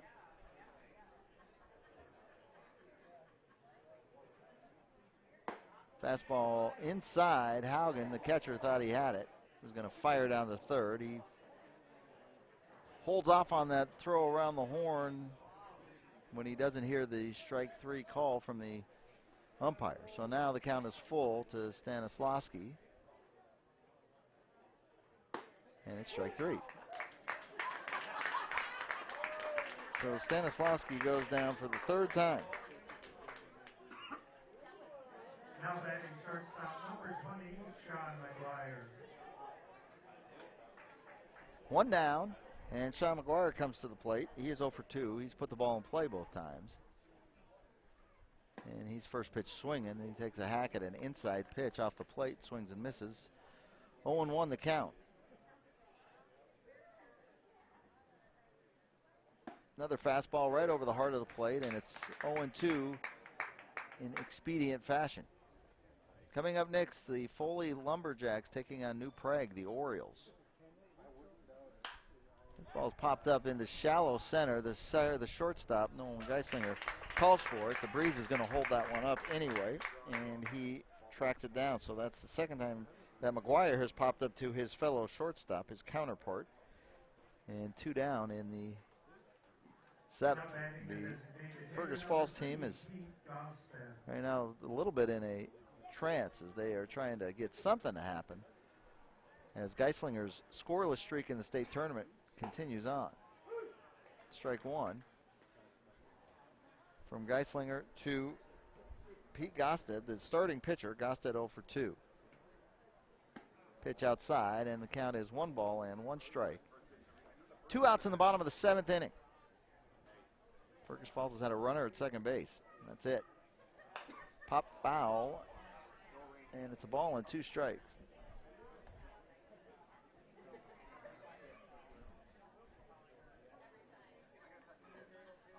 Class B game is going to start at 1 o'clock. Chanhassen and Meesville getting things underway. Cold Spring and Moorhead will play a little bit later on.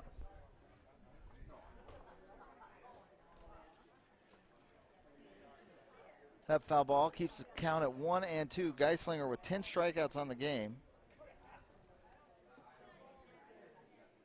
11 strikeouts on the game, I'm sorry. We had this strikeout already and a pop-up.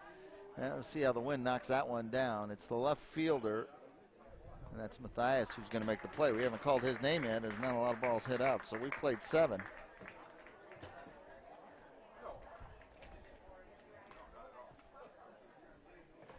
For Fergus Falls in that 7th inning. 11 strikeouts for Geislinger. It's 6 last week. He's only given up the 2 hits today, so Geislinger now has gone 16 innings in the state tournament without giving up a run. 16 scoreless innings. And an update, 12-3 now, as Cold Spring is on the verge of maybe ending that game early against Buckman. So Cold Spring will win theirs if they hang on. It's a pretty good assumption. Will win their second game. Here, Watkins is looking to win their second game. So there's been a good number of the seeded teams that got the bye after winning their region who are not going to advance on. In fact, since we're just keeping it here, maybe I'll just do some math.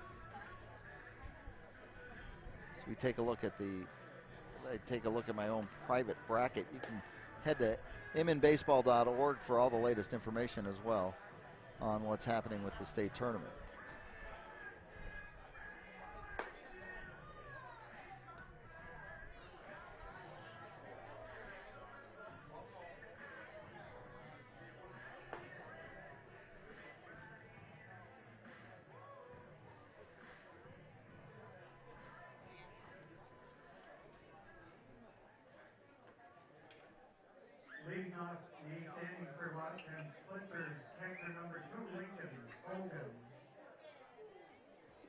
Yesterday, Carver, St. Patrick, Union Hill were all winning their second game. Prior Lake won their second game of the tournament to advance on. And then this morning you're going to see possibly both of these games. The way it's looking right now, both of these games, Cold Spring and Watkins will advance on.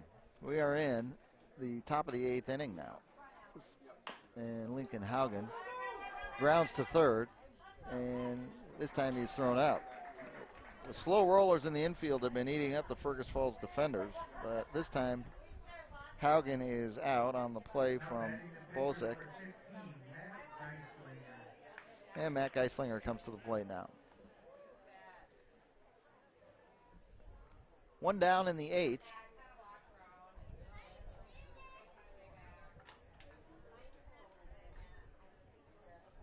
And Geislinger's first pitch hacking, and he fouls it away.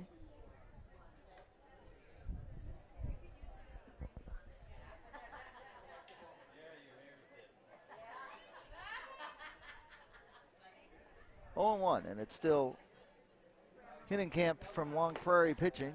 Pitches up. Looked like it was over the plate, but up in the zone. 1-1 to Geislinger.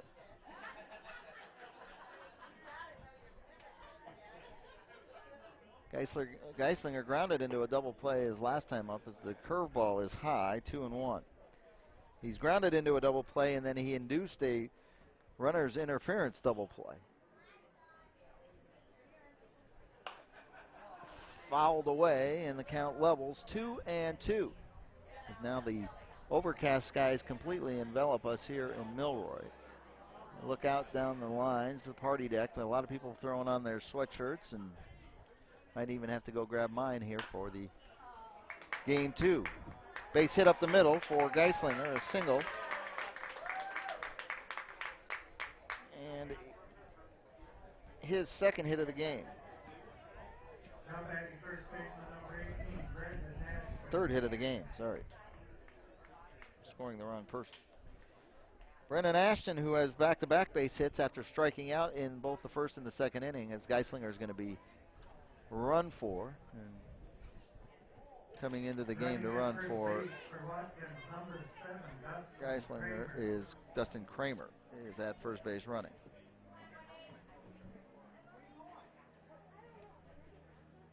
Brandon Ashton, 2 for 4 with an RBI. Swings and a miss. 0-1 the count. Scheduled at 2 o'clock, it's Foley and New Prague, and then at 5 o'clock, also on the schedule, Lake Henry and the defending champion Jordan Brewers. Outside, 1-1. Ashton's RBI single came in the 4th inning, scoring Lincoln Haugen.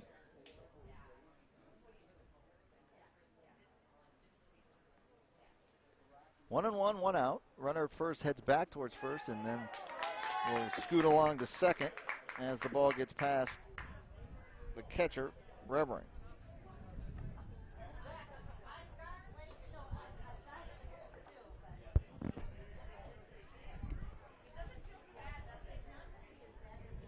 Revering talks to Hinnenkamp. I don't know if he got crossed up on that pitch. The runner at first felt like a pickoff was coming, and he moved a step back towards the bag, and then the ball got through.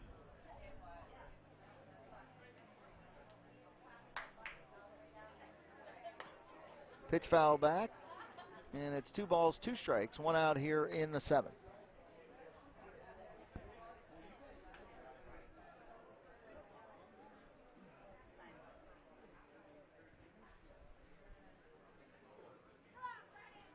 Brendan, the big first baseman, loops it over to second, and they're making the play is Anderson. Anderson fields the pop up, and there are 2 down. Now batting second baseman number 13, Carter Block. Carter Block also 2 for 4. His box score is the flip of the box score of Brendan Ashton. He had 2 base hits to start the game and now has struck out twice. 6-0 your score, and the pitch from Hinnenkamp misses low, ball 1.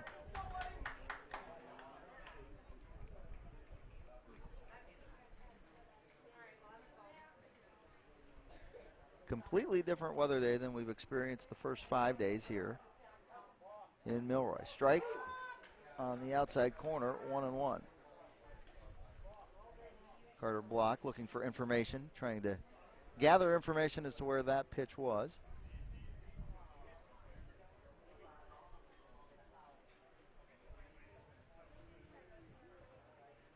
Grounded towards first. That one will stay in play. Stanislawski steps on the bag, and we are done with the top of the 8th inning. 1 hit, 1 runner left on base, no runs scored. Bottom of the 8th, we're going to step aside. You're watching PrepSpotlight.tv's coverage of the State C Amateur Baseball Tournament. 6-0 Watkins over Fergus Falls. We'll be right back. What's special about high school sports? The passion, the excitement,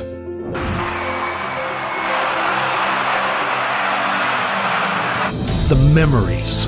Down on 3 in the buzzer. Good! It's good! Du Bois wins it for the Rebels. It's about impacting your community, connecting your business to this audience. This is where your customers live, where they shop. This is their circle of life. This is where your business should be. Connect with your best potential customers.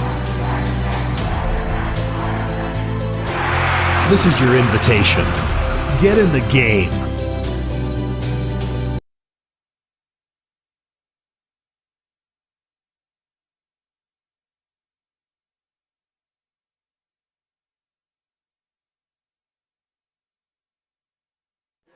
All right, back here now for the bottom half of the 8th inning, and it's pinch hitter for Fergus Falls, as we might see quite a bit of that, as we've noticed in the games where big leads are had. Austin Stanislawski will bat as he replaces Jake Anderson. And quickly, no balls and 2 strikes, and Geislinger off speed gets another pop-up, and Nolan Geislinger is underneath it, and he'll make the play. So pop-up to the shortstop for the first out in the 8th. As I mentioned, 16 innings right now of scoreless ball for Geislinger. Now batting the catcher number 6, Dan Reverie.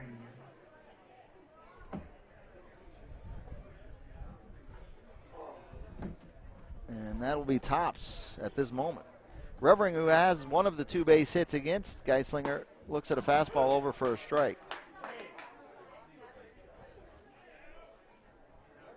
Revering singled to left on a ball that was right over the head of the shortstop. Fielding it at second is Block. Kind of came up on it a little bit, but he controls it and throws it over to Ashton for the second out. And it's 2 up, 2 down here in the bottom of the 8th as Geislinger just looks like he's out for a Sunday stroll on this pitching now, not having to work all that hard against Fergus Falls. And it was a case where that 4-run first inning, I think, changes the way he can even come out and pitch. Not that he was going to be easy pickings to begin with. Alex Hexum from Fergus Falls, wearing number 20, is batting. And he's hitting for Jack Heidemann. Hexum, H-E-X-U-M. First pitch in for a strike, and almost gets hit on the second pitch. He has to back up off the plate, and the count is 1-1. Geislinger, high kick and delivers, and it's a fly ball out to right. Berg is there. Berg steadies himself underneath it and makes the catch. We've played 8 complete. We're going to the 9th. It is 6-0. Watkins in complete and total control of this one. And we'll be back after this on PrepSpotlight.tv.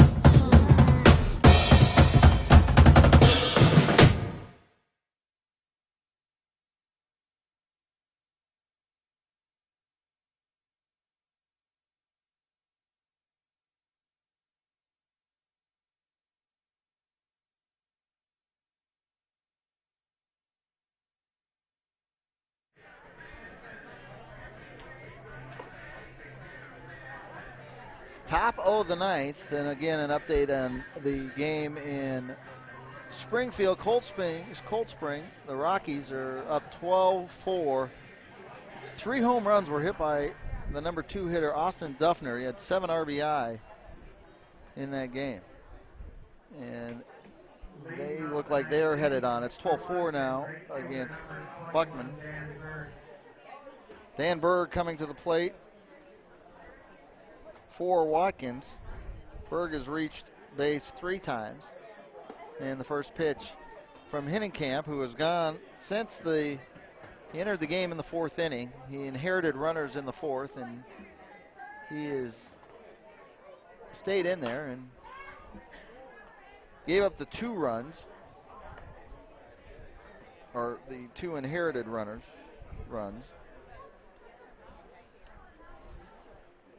Actually, no, he did not. So all 6 go to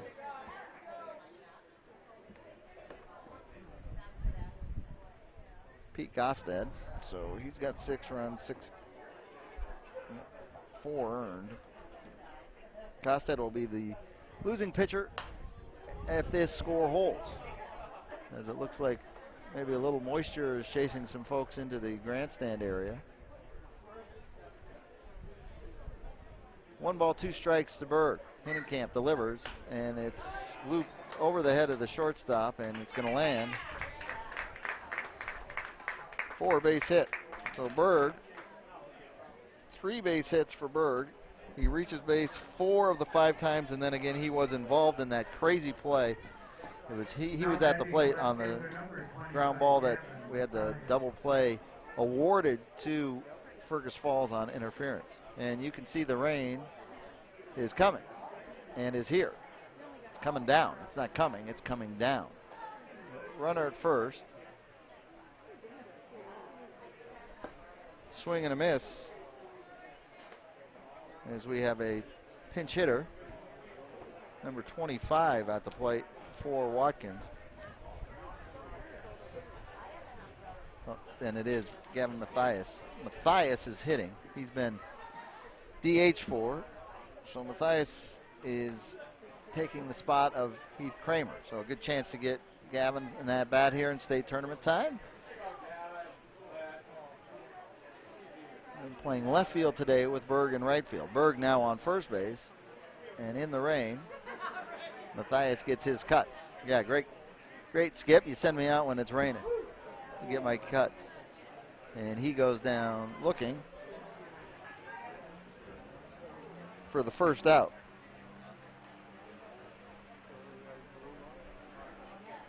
Now batting third baseman number 9, Carson Geislinger. 5th strikeout for Hinnenkamp.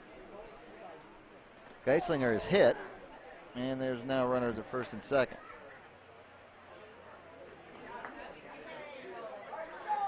So a base hit and a hit batter. And Nolan Geislinger comes to the plate. It's looked like a little bit more than a drizzle. A sprinkle. And folks coming in out of their unsecured spots. Pop fly out of play. The Orioles of New Prague are taking refuge as much best they can out from the rain underneath the party deck down the right field side, and I see the Lumberjacks of Foley are hanging out under a tree on the left field side. A tree that's not going to protect you from a lot of rain.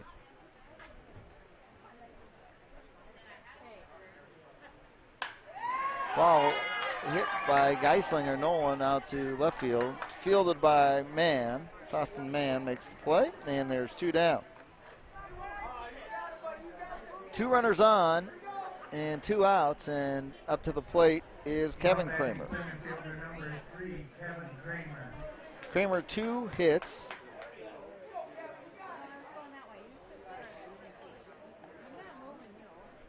Two for 5 on the day. 2 runs scored.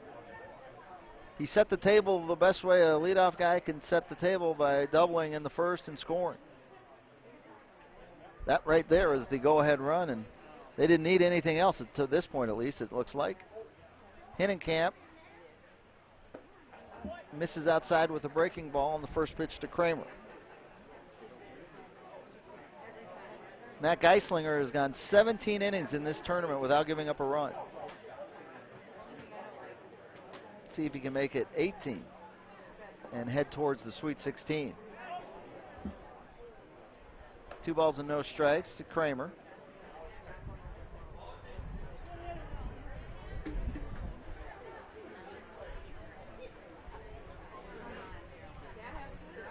Two runners on. And it's fouled back. The pitter-patter of the rain on top of the grandstand gets just a little bit louder, but as I look out to the field, it looks like it's less. But maybe it's coming at a different angle now. 2 balls and a strike, 2 outs. Hinnenkamp delivers, popped up. Looks like it's in play on the right side of the infield. Stanislawski reaches up and makes the catch. It was in foul territory, but that does it. And the folks who are sitting here in the cooler, damper weather, getting ready for the bottom of the 9th inning. We're going to keep it here. 6-0 is your score. Coming right up after this one will be Foley and Newsay. And we do have a special announcement. You know what this game kind of reminds me of? This game reminds me of when 2 brothers are fighting and one brother gets the upper hand right away as they're wrestling, and he just sits on him for 9 innings. That's the way it is. Watkins just sat on Fergus Falls for 9 innings. They got the advantage right away and just wouldn't let him up, scoring 4 in the first and 2 more in the 4th. So Watkins all but moving on, 3 outs away from moving on to the round of 16.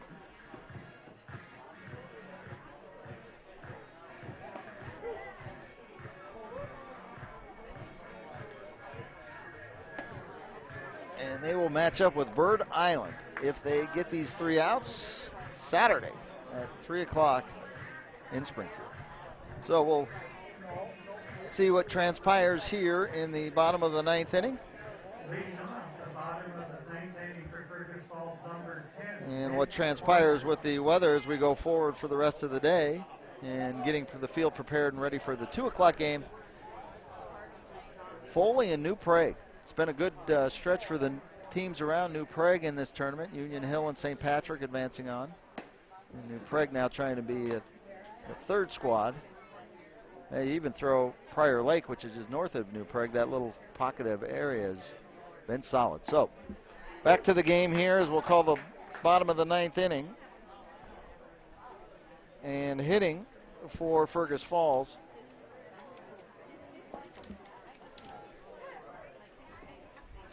is number 10.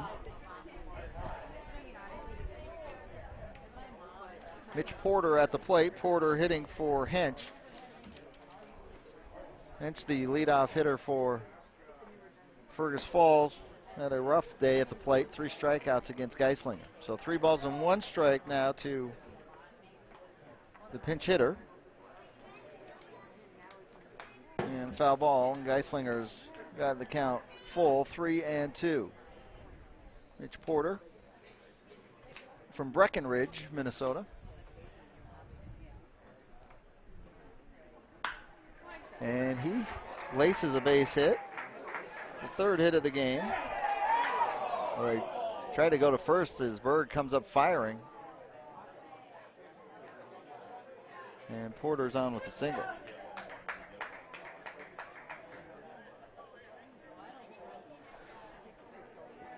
Now batting third baseman number 7, Thomas Bozak still will hit for himself. He's 0 for 3. He lined out. He had a liner back to the pitcher, and he flew out to the right fielder. He also struck out in the first. He grounds towards second, feeling at his block over to short, and the throw from short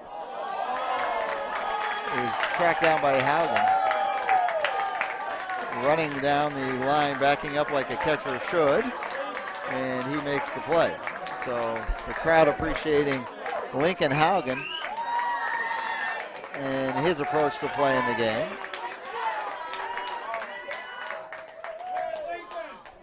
now batting left fielder number 21, So one down as Bozek reaches on a fielder's choice.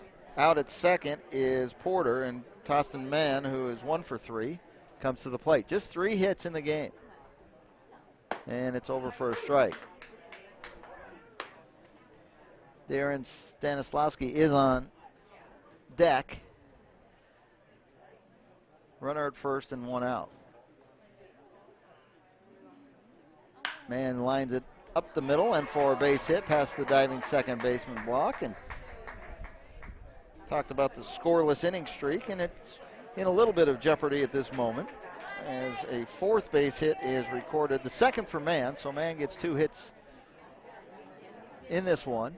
And Stanislawski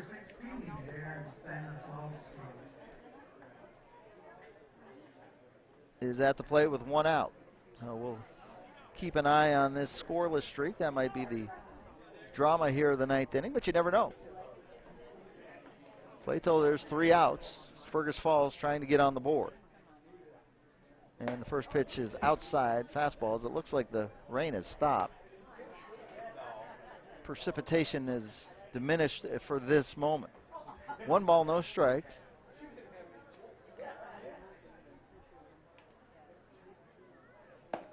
Geislinger gets the swinging strike. Got Matt Geislinger, the gunslinger. He has been the dominant pitcher so far in the tournament in terms of pitching 2 games. Lifted on the off-speed pitch. He has kept them off balance. And making the play will be Nolan Geislinger. Scrambling back to second base is Porter. And there are 2 outs. So Stanislawski ends up his game 0 for 4. Sean McGuire 0 for 3. 2 down, a base hit breaks up the no-hitter. More than likely, unless it's an infield single. And McGuire will try to do that. It is a 6-run lead in the 9th. Geislinger delivers and inside nearly hits McGuire, and it's 1 ball and no strikes. Porter at second base. Tostin Mann at first. 2 down now in the bottom of the 9th inning. Ground ball towards short. Nolan Geislinger is going to have to come up firing. He throws across, and it's not going to be. It is in time. And that ends it. And that, where the umpires will come off. It looked like the first baseman might have bobbled it. It looked like, but the game is over. Home plate umpire is standing still, and everybody is holding on for just a second as the base umpire is walking over towards the home plate umpire to see if he saw anything, and the out is called. So that's it. Game is over. 6 runs on 16 hits for Watkins. They don't commit any errors, and the story of this one is the 4-run first inning with 3 errors committed by Fergus Falls. As Fergus Falls shut out, they do collect 4 base hits, but they commit 5 errors, and 3 in that first inning really set the tone. It was 4-0 after 1, and they score 2 more to make it 6-0. Matt Geislinger is your winning pitcher. He gets his 2nd complete game of the tournament, 2nd complete game shutout of the tournament, giving up just the 4 hits, which is exactly what he gave up the last time out. But today, he strikes out 11. 11 strikeouts for Matt Geislinger in getting the win. So Watkins moves on, and they will play Bird Island in the round of 16 next weekend. All those games on PrepSpotlight.tv, and we have 2 more games here on PrepSpotlight.tv. It'll be Foley and New Prague. They're getting the field ready for it, so I'd expect a 2 o'clock start. Andy Price for Nicholas Earlbeck. We're calling the games here in Milroy. There's games going on in Springfield, and we've started play also just a few minutes ago in Shakopee. All this on PrepSpotlight.tv. Tell your friends, tell your family, tell your neighbors about the games and how you can watch state baseball from around the state of Minnesota. Thanks for watching. We'll be back at 2 on PrepSpotlight.tv.